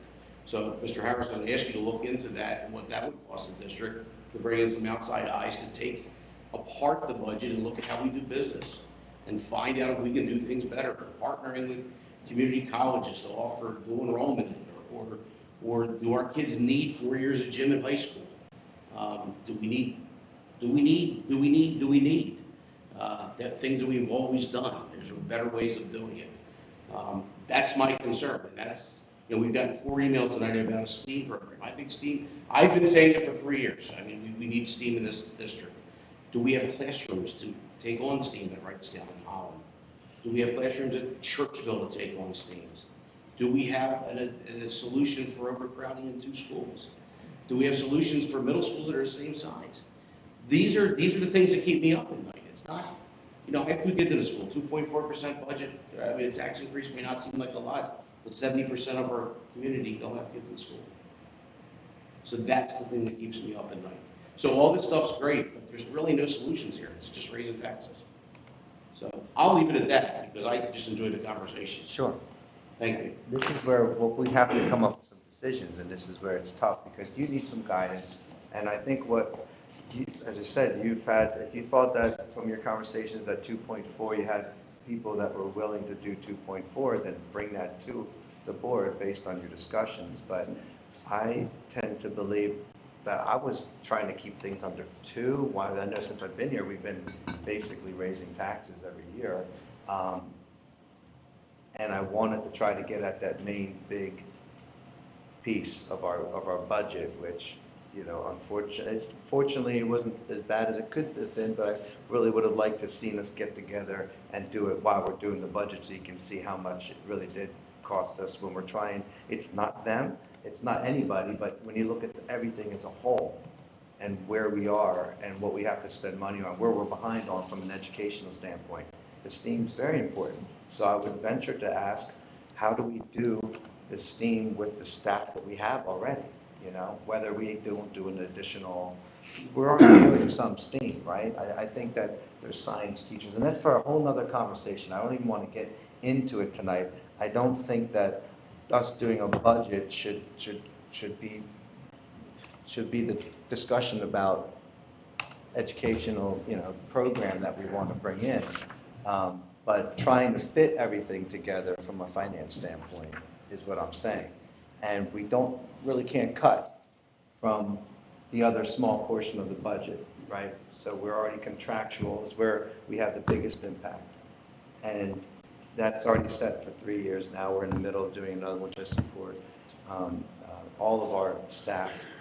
And so we've got to come up with something tonight, I think. I don't want to leave here half knowing that 2.4 is not going to fly, but have a discussion saying, let's come back at 2.4, whatever we pick, we're going to try to make that work. But that doesn't mean we are on the strings. You're putting, because what I would say is, how do we do 2.4 and not make the budget, not spend down 2.6, 4.8, and 3.6? That would be, you know, maybe keep it to $1 million or something. But you know, you want to spend the money, as you said. I agree with you. You don't want the money just sitting in the bank when we can be using it.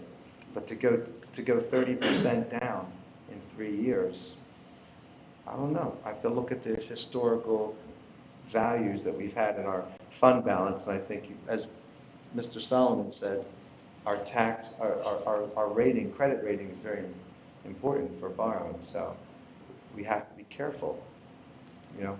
So as I said, my saving grace is that the revenue is going to come in a lot harder, much better than it did, like it did last year, but we don't know. Do you have that slide that shows the effect of the, because it's not 2.4% on the taxes that the person pays, right? A person would pay taxes in so many different ways, right? So the 2.4% is a very small number relative to what the person pays for taxes. And you had the slide that you showed to us how it affects, it's just the assessment of the property value and how that 2.4% on the average increases. So it's very different to think of, oh, my taxes will go up 2.4% versus that small part of my property value will increase that much, and that number is really not huge relative to what I gain for educating our community and by keeping the Council Rock as one of the most desirable districts, which increases the actual property value of the homes. So I think we need to put things into perspective, because it's not, I mean, nobody wants to pay more taxes, nobody. But then it's a give and take. How much more do you really pay, and what do you get back for that? And I don't think we have a good idea of that part. I mean, I think we need more information on that. So could you be more specific as to? Because we already talked about that. What does it really mean when you increase 2.4%?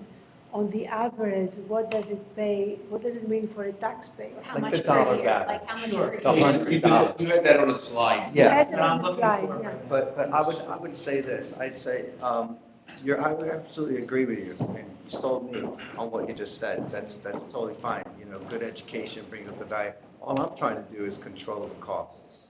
Not about raising the taxes, but actually controlling the costs.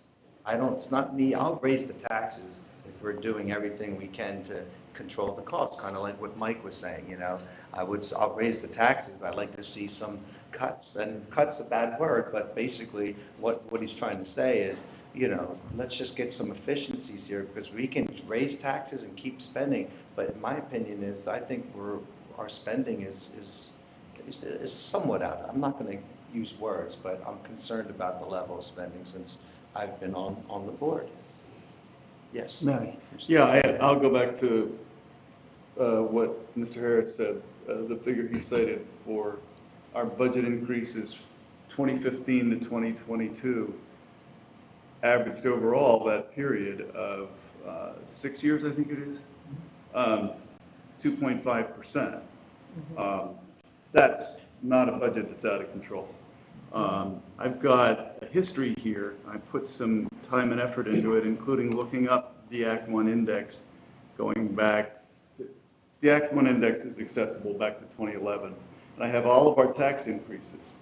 And 2011, our tax increase was 0%. 2012, 1.7. 2013, 1.3. 2014, 0.6. And that's where we got into trouble. That's where we had to cut more than 40 positions. 2015, it was 1.9.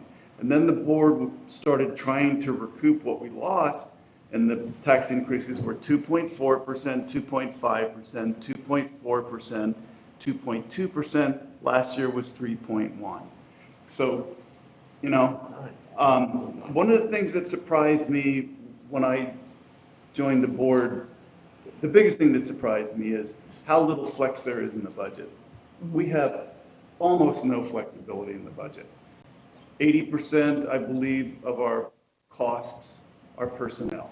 Right. And they're determined by contract, and I'm very proud of the contract that we reached with the Teachers Association. They gave a lot, we gave a lot, and it's a good contract. We had a financial advisory committee formed. It spent a lot of time, a lot of meetings with Mr. Stone and other administrators, and to be honest, and not to denigrate their efforts, because they made a good faith effort, they came up with some good ideas, but the amount of cost savings that they identified, frankly, were negligible. There's not fat in this budget. It's not out of control. Our spending is not out of control. We've done a marvelous job of controlling costs. One of the things that jumped out at me, I wrote down when Ms. Taylor said this, back in 2013-14, when we brought those special services back in-house, not only did that mean a higher quality level of service for our district, but it saved money. People often say, let's outsource. Outsourcing doesn't necessarily save money. I mean, there are no easy answers. You know, it's a frustrating situation to be in, particularly for new board members. You know, you look at the budget and it seems like you want to do something about reducing costs and trying to avoid a tax increase that it seems like we should be able to do something about it. Frankly, we control our costs well, and our tax increases have been barely the rate of inflation and well under the Act 1 index every single year. I'll send you all the chart. We'll put it into the public record. You know, I think we're doing a good job of controlling our costs, and it's frustrating to have to raise taxes every year. But we didn't raise taxes. I could go on and on. We didn't raise taxes in 99, 2000, and 2001. Tax increases were 0. Guess what 2002 was? 12.4%. 2003 was 8.2%. 2004 was 5.5%. It's a fact of life, and you know, we should start, if you want, July 1, trying to identify ways to reduce costs in our district. But we're not at that point, unfortunately. Right. One thing I should say on the staffing side is I think that we've been proud of as a district for a long time is we're not multi-layered. So when I look comparatively at similar sized districts, there are so many layers of supervisors and managers, and we are not. We're very lean, and I think we're very proud of that because we run efficiently, and we also don't have a lot of superfluous outside of the classroom positions like deans of students. We don't have a high number of APs. So some efficiencies we do employ here, and I know over at least the 10 years I've been here, we've always been very proud of running a lean and effective organization on the staffing side. Thank you. I just wanted to kind of piggyback on those ideas. You know, historically, over time, as Mrs. Taylor referenced, bringing programs in-house. Historically, gifted program was supplied to us through the IU. We brought that program in, much to our benefit and economically a smart move. Autistic support program had been supplied by IU. We brought that program in. Speech and language from the IU, brought that in. And each time, it's helped us. It's been cost effective for us. It's improved the quality. It's built our community of learners and educators. All good moves. So I'm always very cautious about ideas of, you know, what can we take out and put elsewhere or give to someone else.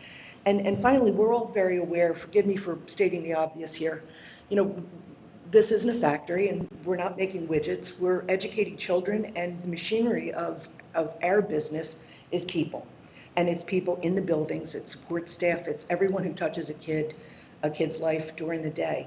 And so that is obviously, that's the bulk of our expenses, contractual and PSERS. PSERS out of our control. But we should expect that that's where it's going to cost us. Apart from that, and someone with better vision than I could come up with ways and efficiencies that I'm not aware of, apart from the bulk of that expenditure, I'm at a loss to say, where do we find these efficiencies? It seems to me we say it every year, we look for it every year. It's not as though it hasn't been tried, and perhaps there are some creative solutions. I'm at a loss to see what. But I don't want to see us in any way impacting the quality of education that we supply in this district. If that means a 2.4% increase, I'm voting for a 2.4. Okay. And I just wanted to comment, Mr. Tate, she said, I remember you have the similar philosophy every year, because, you know, last year was me and Mark, and the doomsday for the last 2 years, prophecies coming I with the remember 5-year doomsday thing. for Right. that. So the thing is I agree with you, and maybe it's a fact that we have to just understand that if our budget is going historically at 2.4, and the community, would you say it was 2.4 on average? It's 2.05%. So 2.05, 2%, but we're raising our taxes more than 2% over time. But then So- it's not apples to apples, It's not so apples. I got it, you don't have to explain that. So just that people should know, so if it's a 2% budget increase, you may have to keep a 2.5% tax increase to keep up with the 2% budget increase. The other side of it Because is. all the is revenue that doesn't come from All tax. the revenue doesn't come, and there are decreases in revenue. I believe Dr. Elliott and I were very surprised when we got our federal funding adjustment. It was a couple $100 to the good, which usually is a couple $1,000 in deduction. And so when we put numbers on the line, this is our best foot forward effort to say this is a reasonable expectation of what we will receive in subsidy. So I'm thrilled that I'm telling you we're going to get about $500,000 more in transportation subsidy. But no one 2 years ago could have foreseen that, right? And so the EIT, I have experts, actuaries who look at that and they look at the actual receipts and they project out, well, here's inflation, here's the IFO number, here's all the stuff that's cooked into a formula, we're expecting X amount. Well, if I put that full amount on there and say we're expecting $25 million in EIT and it comes in at 22, well, we're digging into fund balance by $3 million. I would never, as your financial expert, to say that's a good thing to do. But if there are numbers that are reasonable, that the state says that they're going to come and reimburse at a certain rate, I think that's the right thing to do. To answer Ms. Callie's question in regard to tax increase, it's about $50 per 1%. For every 1% increase, it's $50 to the average taxpayer who owns a property at $38,000, $38,800 on their assessed value. So 2.4% would be 100,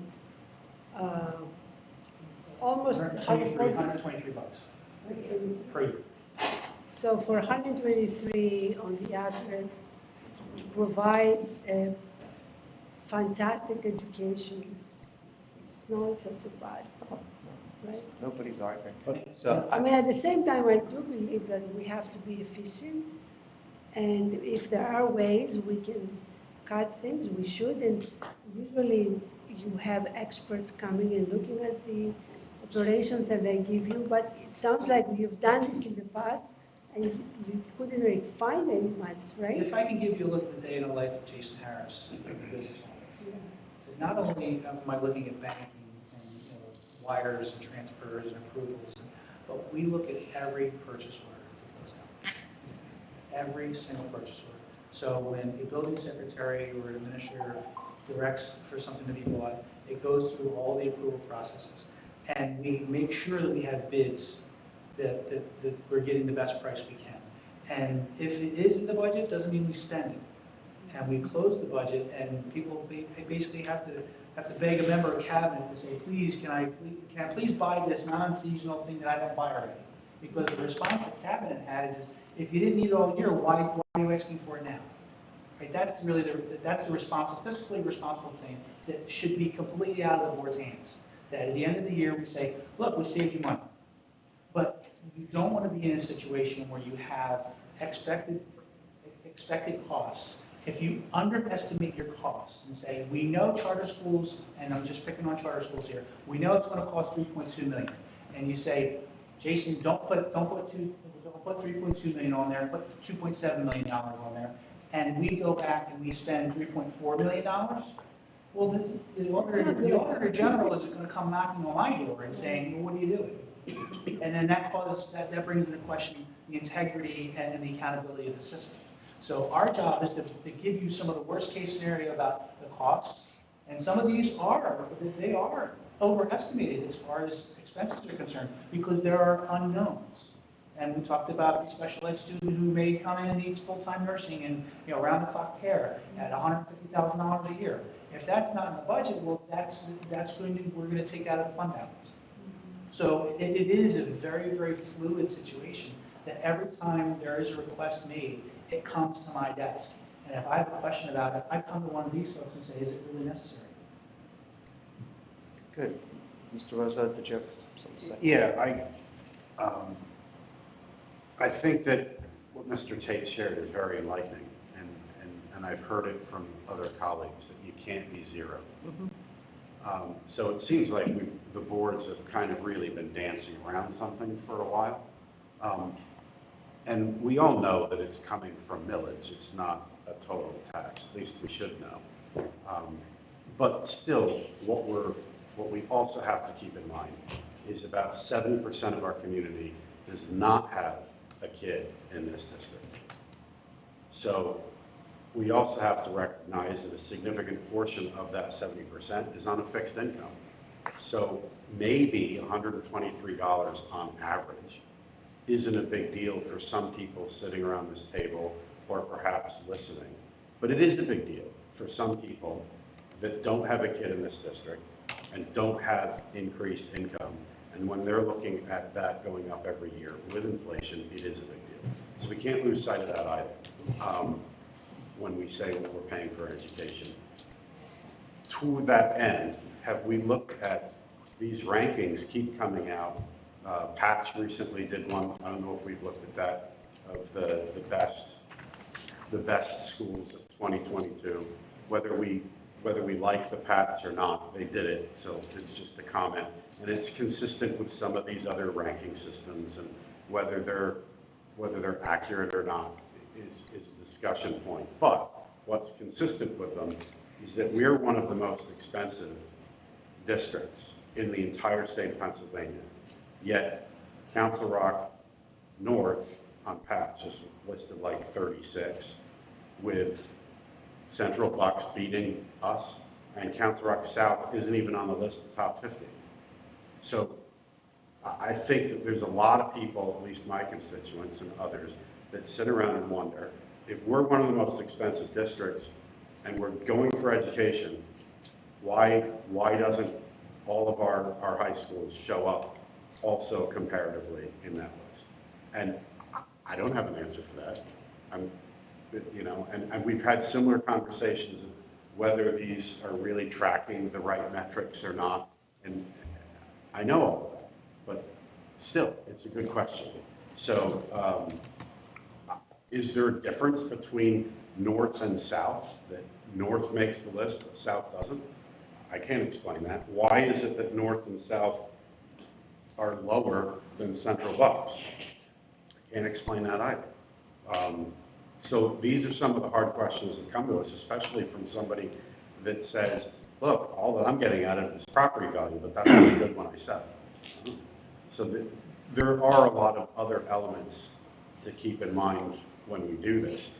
And when we're looking at adding initiatives, that's where we can control things. So maybe we can't really get below 2% because it's going to pop us up the following year. But it does get concerning when it rises and rises, and we're getting closer to that Act 1 where we don't have the comfortability of having this discussion. We're forced into a ballot question. So just some other comments here. If I could take a moment. This screen, the IFO -1. Yes. Could you bring that back up for a second? Because the way I'm going to wrap my head around this 2.4 or 2%, whatever, I think that's kind of the range that I think we're at, is we don't necessarily, we're adding fuel on the fire with what we get for that. Again, that's not built in, it's baked into the budget, but that doesn't mean we vote on spending that money that way, because ideally, what you're saying is that money, those initiatives ultimately are coming out of fund balance, because you're seeing the fund balance come out. So that's just something to think about when we're doing this, is we're not committed. I don't feel that I'm committed to anything but the tax increase in the budget and a good faith that this is what we're going to use to spend the money. But as the year goes on and we contemplate, before we make those decisions over the summer, I guess we'll have to know by fall what programs we're adding or not. Obviously, that's Well, happening. actually, Go ahead. I'm sorry to interrupt you, No, Mr. fine. Hidalgo, but when you talk about what programs we're adding, there are certain things, particularly on this list, that we can't wait until August to add them. I understand. So the fifth special is one of those. Right. If we don't, if the board does not approve the fifth special at, you're going to hear more about it at the on Monday, at Education Committee. And if the board does not approve that at the May 5th meeting, we can't implement that next year. Okay. Because some of the things that have to happen to be able to implement that special, the first and most important thing is we have to post and hire teachers. And then those teachers need to be able to have time to work on the curriculum that they're going to be piloting. As per some information I shared with the board, the plan is to take the year to pilot, develop, and really reflect and vet the curriculum before presenting that final curriculum to the board for approval, because we want to make sure we have the time to really think about how all of it fits together from a 1st through 6th grade vertical alignment. So if we can't make that decision in May, then we can't do that next year. Okay. Because we just won't be able to turn that around in August. That's good to know the timetable, and that's what I was kind of getting at. That. Sue, would that be at all inclusive at the elementary level of the pilot, or are we going to look at identifying schools to pilot? It would be all inclusive at all 10 elementary schools. So when I say pilot, it's, we're going to write the curriculum, but we want to, instead of presenting that to the board, say, in August for approval, we would like a year to try it, see what tweaks we want to make to it, see how it kind of aligns, see if we want to switch.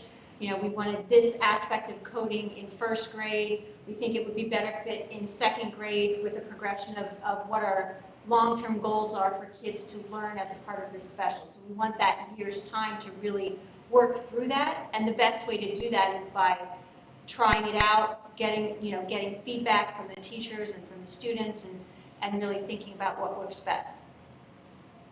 So it's a year in the making. The curriculum is a year in the making, yes. Can I finish so thank you for that. Yes. It's very important. May's going to be a big meeting for the 5th special for STEAM. So the total expenditures from 2022, just the line minus the debt service, 250 going to 265 in 5 years. It's only $15 million. That is reasonable. you know, am I seeing that correctly? So you're projecting only going up $15 million in 2020, from 2022 to 2027. So that's, I can wrap my head around that. I just don't understand why we're eating into the balance so much when we just have that $15 million over 5 years. That's, doesn't seem like, that's like $3 million a year. So the debt service transfers are contemplated differently in the 22 budget to the 23 budget. So if you back out the 18 million, you get $223 million on the 22 budget. So it goes from 223 to 223, 240 million-ish to 265. Okay.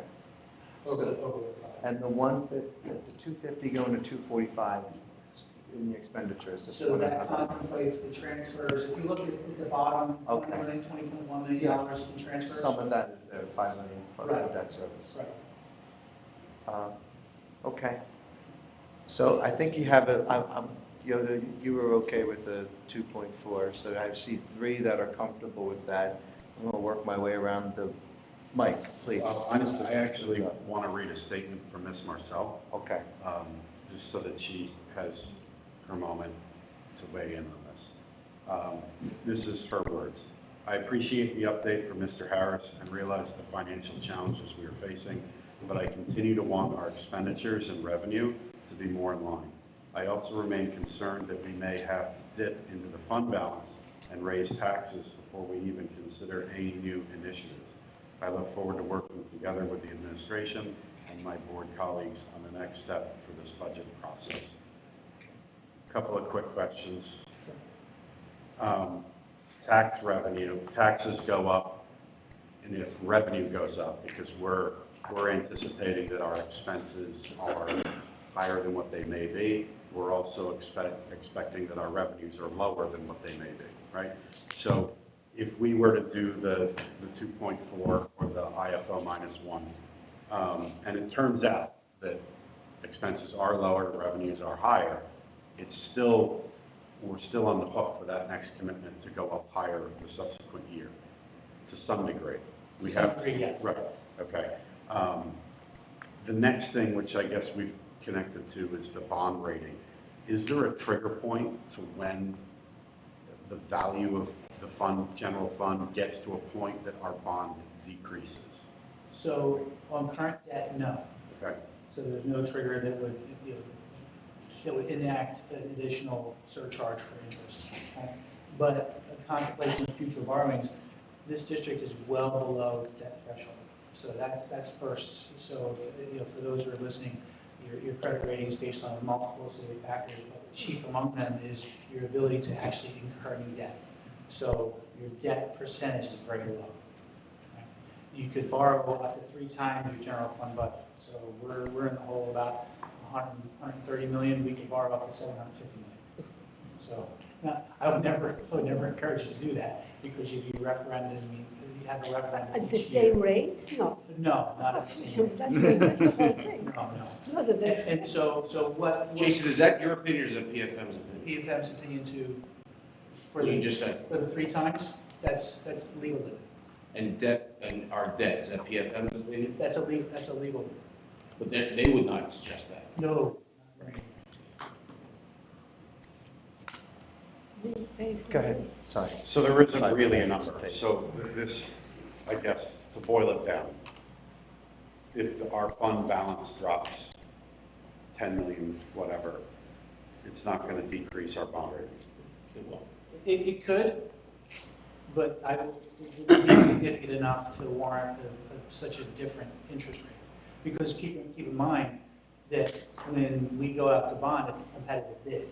So whatever the rate is, whatever the Fed is offering, and whatever banks are offering, they undercut each other. I mean, to watch the process, it's really amazing. The smaller issue was not as competitive, but the larger issue, the $20 million issue, you saw swings, 2-3%. This is another uncontrolled element. It is. But to PFM's credit and the market's credit, we borrowed at a far lower interest rate, which actually lowered our debt service payments in the next 2 years, which which actually foregoes our contribution in the debt service fund to contribute, which is outside of the general fund. But with the way interest rates are moving, we have to be very careful about pulling additional money. And this is, again, I don't want to take credit for it, but when I asked about moving rich people up, here we are, interest rates. Right.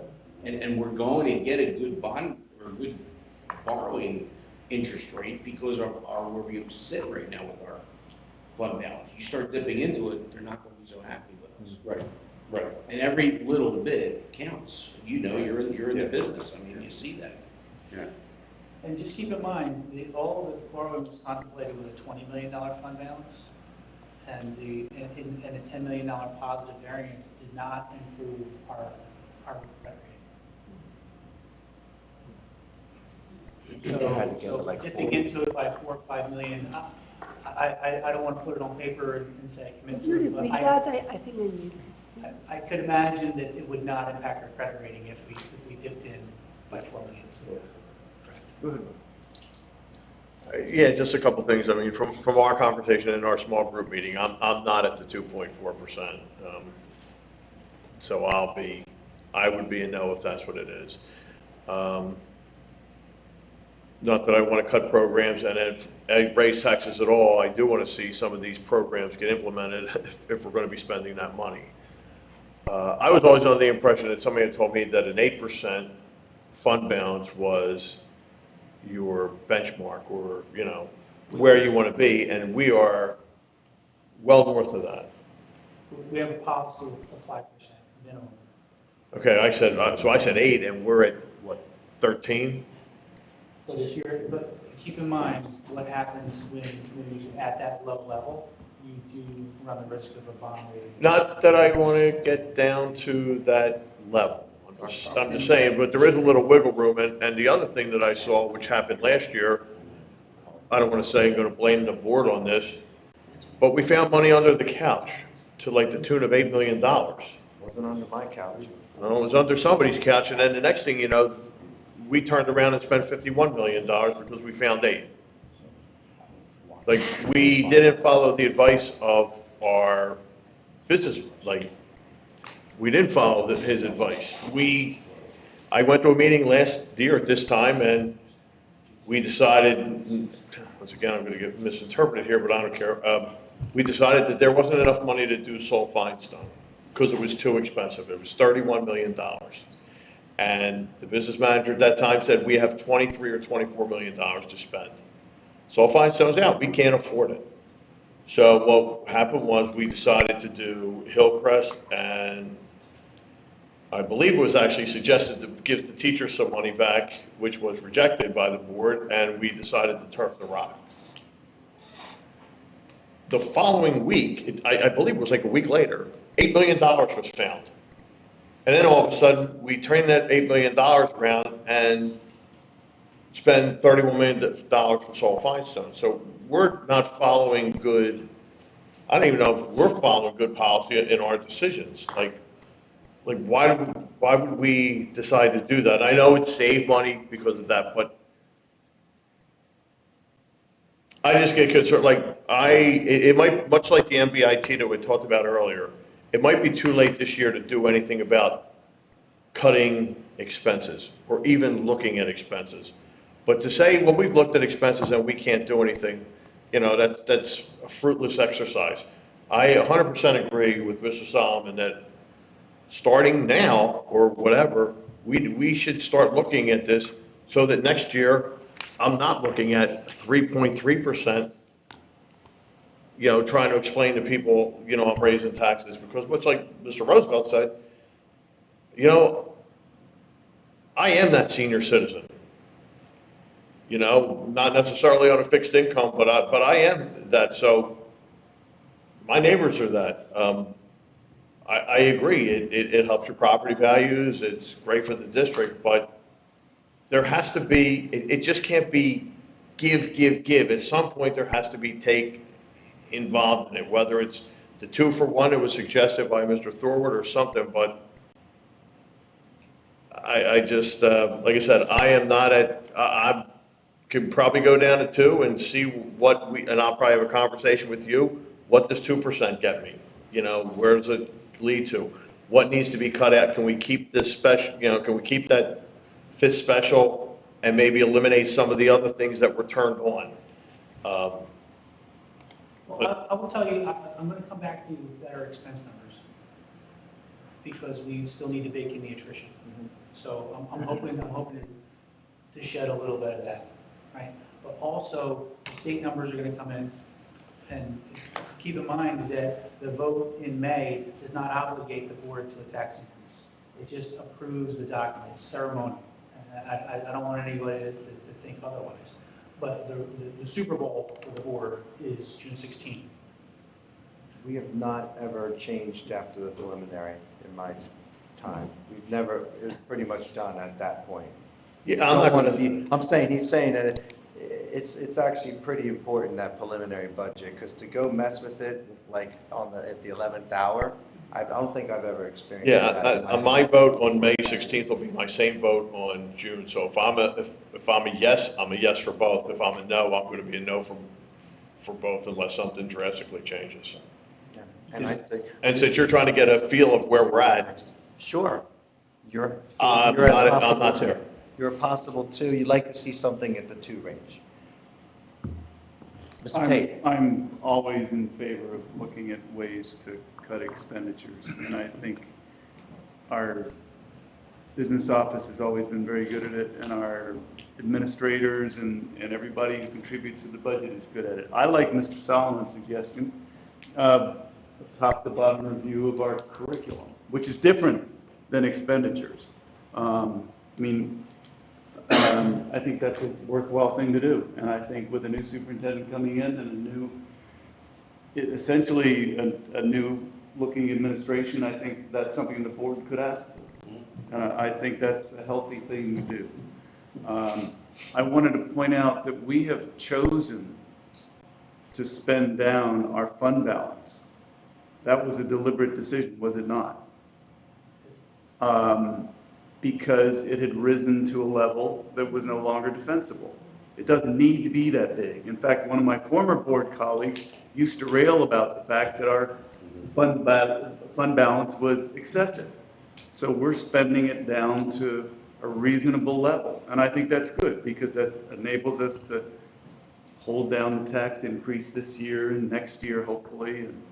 And if we get better than expected revenue this year, that'll affect what we have to do in terms of a tax increase next year. And Mr. Tate, to that point, forgive me for interrupting. But Yeah. The $2.6 million contemplates the $1 million transfer that we purchased technology with. So that's transfer to capital, right? So that could contemplate a reduction in transfers out in future years. We may not need that money, but it also, if we collect more than to plan in the $248 million, that erases that $1.6 million deficit. That's carried over in the following year. Yeah. This is the best budget picture since I've been on the board in 6 years.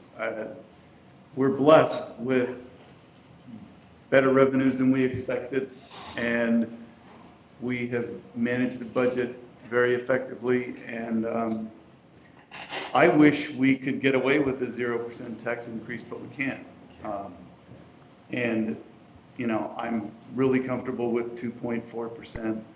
I think that, particularly when you look at the current rate of inflation, that's awfully good. And we need to keep looking at our expenditures, and I like the idea of a curriculum review. Mr. Harris, is there an ability to sharpen the pencil on some of the revenue and expense projections, where perhaps maybe we could get this ceremoniously to like a 2.2 increase? I will do my level best. Okay. Ms. Holly? So I know we spoke about Salt Findstone and the budget last year, and there was no money, and then suddenly money appeared. So and I know, Jason, you were not here at that time, and a lot of us are new. So it's always interesting how that happened, because it must not have been transparency. And it was an election year, so it made for a good story for people to say that Council Rock is going bankrupt, which was absolutely not true. So I don't know exactly what happened and how these funds were not appearing where they should be appearing, but I want to believe that we are in a much better situation right now with Jason being here and and Joe, and I mean, I don't think we're going to have any sudden appearances or disappearances of funds from the budget. I believe we have I'm transparency. hoping for windfalls. Right. On the upside, not On the the upside. It downside. could go either way. Yeah. We're not going to go bankrupt anytime soon, I hope. Not if I can help you. If I could just say, because that kind of, good points, that, my philosophy is, look, whether it's 2 or 2.4, that, whether it's 2.2 or 2.4, it really is not the issue. But the issue is, where I like the fund balance to be. It's a little hot, as you said, but I'd rather see it, I'd rather not see us spend it down and then have a miscalculation or a windfall the wrong way, a win down, a win up, whatever you want to call it. And so, revenues could come in really wrong, and that's where I worry that over the long term. So we've seen scenarios. Bill Stone was able to put scenarios in there where your budget could get eaten up really quickly if things don't come in the way they're supposed to, because those revenues are big numbers, and a little change on the downside will eat up $30 million very, very quickly. When we're contractually already doing 2.2, actually our contracts are probably more than 3%, but again, it's not the whole thing, not a percentage of the budget. So I have to myself work my head around all that. And I just want to commend Mr. Tate, because you do have you make really good points, and I appreciate that. I'm a very cautious person when it comes to spending, and I'm bringing that to the school district, And I don't mind waiting a year to figure out how's that revenue really going to look this year, because we were all surprised last year. Hey, Jason, a couple questions if you don't mind, Joe. Yeah. Security upgrades, why can't we just pay for that? You can pay for it out of capital. Yeah. Right. Curriculum upgrades, what's the cost of this? I can give you exact numbers. What is it? The curriculum upgrades, I prefer Dr. Elliott, but I can give you the costs. I believe it's the ELA K6 and then a math upgrade. Yeah, not next year. The ELA K6 is 23, 24. Next year, I'm sorry. So that would be next year? Okay. No, on year. Yeah. Right, so that's not included. That's not, no, that would be, So go back to that slide. it's Yeah, in the go back. projections, it's further down in the projections. But it's not needed. Yeah, so what's Not for this this Correct. year? So for this year, there is Right the there. middle school math, so grades 6 through 8 middle school math program. Some social studies upgrades. We have some upgraded science kits to align to the next gen science standards. Some new novels and a vocabulary program for English. There are, I'm going through the different content areas. There's some smaller things in some of the smaller, like photography book for tech ed. There's some things that are much smaller in cost. And then one of the things that we had included in the curriculum budget for next year was grand pianos for the high schools. So they were in the curriculum budget. So that's kind of the crux of the bulk of the main. So there's some nices in there. Mm-hmm. It's not needs. No, they're needs. The pianos are needs. Yes. I think Yes. security upgrades could be paid a different way. They would have to be paid I out of think- capital. Cap, yeah. Yeah, But the transfer would have to be realized out of the general fund. that's fine.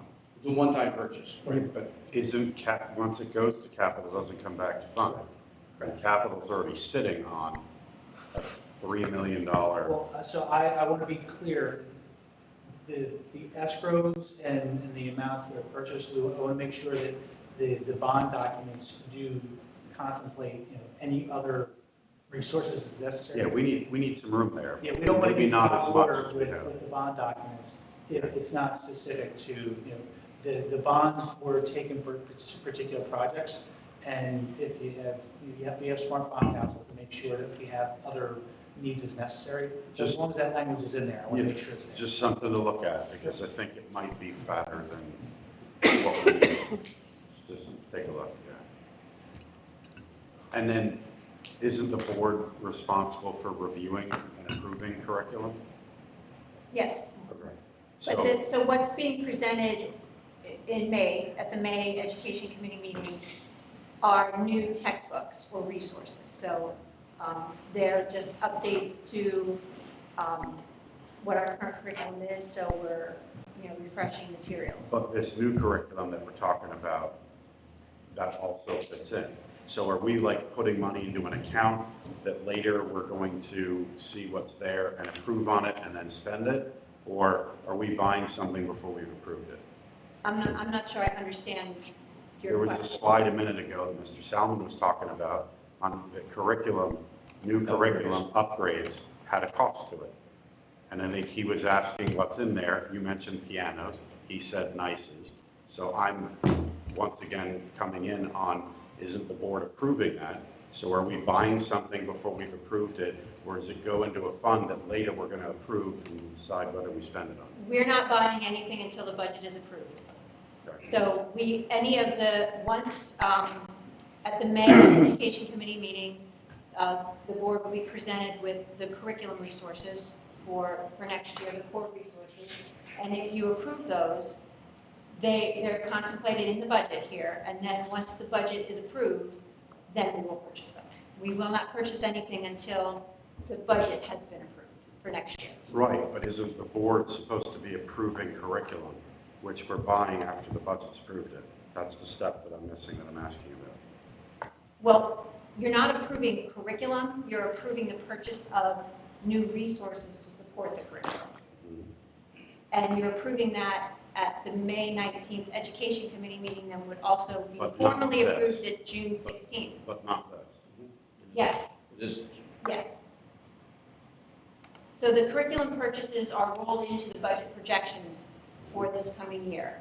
When we talk about some of the bigger ones, like K-6 DELA, which is a 1.5 million estimated cost, that is in the 23-24 budget year, so it's projected in, but it's not for this year's budget.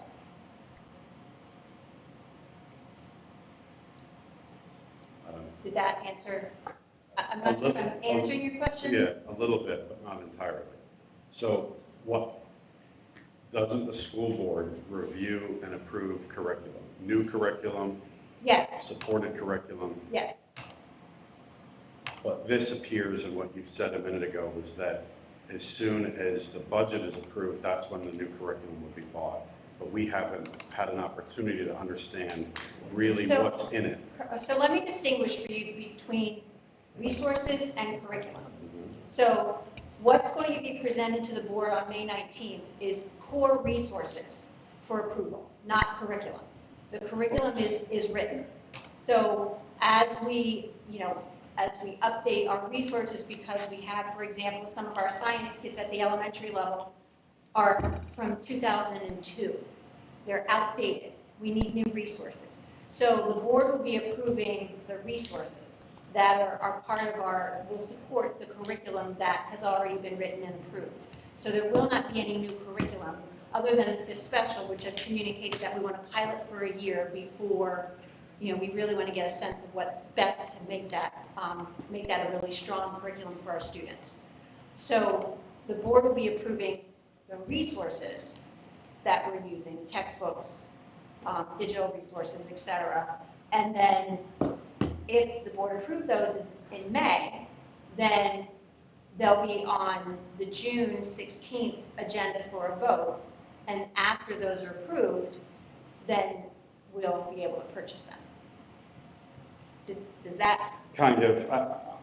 I was under the impression my constituents liked the notion that we would review the curriculum as it stands, whether it's resource, whether it's curriculum, whatever, that we'd review that, approve it, and then we buy it, as opposed to buying it and then seeing some of it. So you have the opportunity to review it. All of our core resources that are up for board approval are on display here in Chancellor. They happen to be next door in classroom 2. Great. So board members and community members are welcome to come and review those resources. It's not curriculum, it's resources. So the curriculum is not changing. So we're reviewing those resources for approval, and then those Because a resources- previous board already approved it.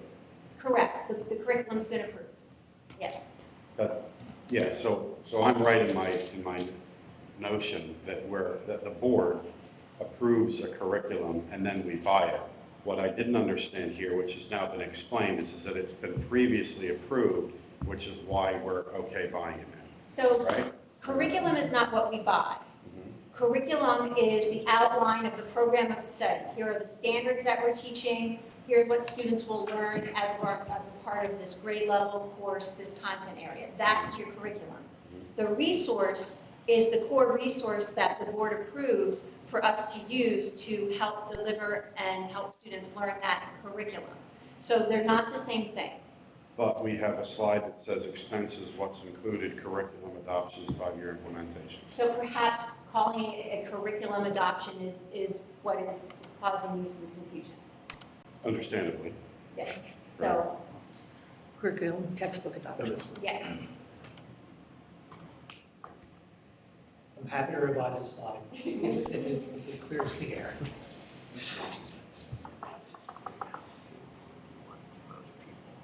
Just to, I believe that I can go into this as the highlights on 511 taxes. Is we're anticipating a $1 million windfall next year for transfer taxes. That's property transfer tax that's paid to the county. Half goes to the county, half goes to the district. The EIT, we're looking at about a $2 million increase to EIT. We're looking at $17.3 million on the line. We're looking to bring it in more in line to almost $20 million. The other piece is the highlight the state reimbursement. We put $400,000 on the line. I told you the number we're expecting to get is $529,396. That's this year. So if we continue to utilize, we will be reimbursed accordingly. This is a look back over utilization, so the state reimburses us based on the numbers we attest to that we've run in the previous year. So the more routes we run, the higher our reimbursement. And then federal subsidies, we're looking at all these IDEA, ESSA, which is one, Harvester, all those monies are looked to be the same. The state subsidy, as I said, it's formula-based, and we are looking to enjoy an increase. It's likely 1%, but I don't want to put that on the line until the legislature gives something that's actionable.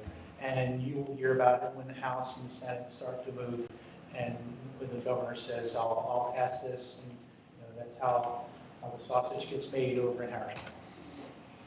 And then the last slide, the budget endorsement initiatives will be built into the budget, and we'll build out attrition, salary breakage, retirements, and reductions. We'll do a final review of the 300s to 900s. That's the 25% of the budget. Is there anything we've missed? Anything we need? Any contract renewals? Significant cost increase have come through since last time we reviewed it. And then we're waiting on the legislature. How much of Governor Wolf's budget will be enacted?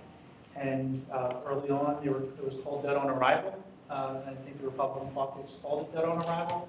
But I think there's some movement. You saw some estimates. I think estimate collections are up approximately 13% in Harrisburg. So they're enjoying some windfalls as well. So to be continued. We continue to get tighter and sharper on our pencil.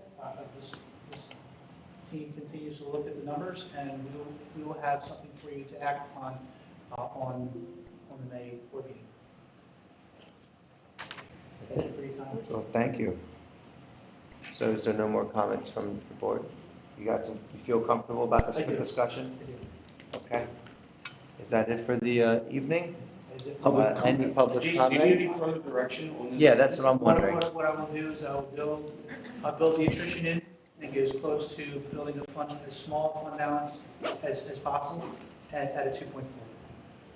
And then if we get additional revenue from the state, we can compress that further. My only ask again, and I'll reiterate it just for the record, the security upgrades, I think we should not make that part of the tax increase. And the curriculum upgrades / adoptions, I'd like to see what that is itemized, if you could do that. I'll second that. Does that feel good? Okay. Thank you. Anything else from the board? Then we're going to go to public comment. Any public comment? Okay, then with that, meeting adjourned.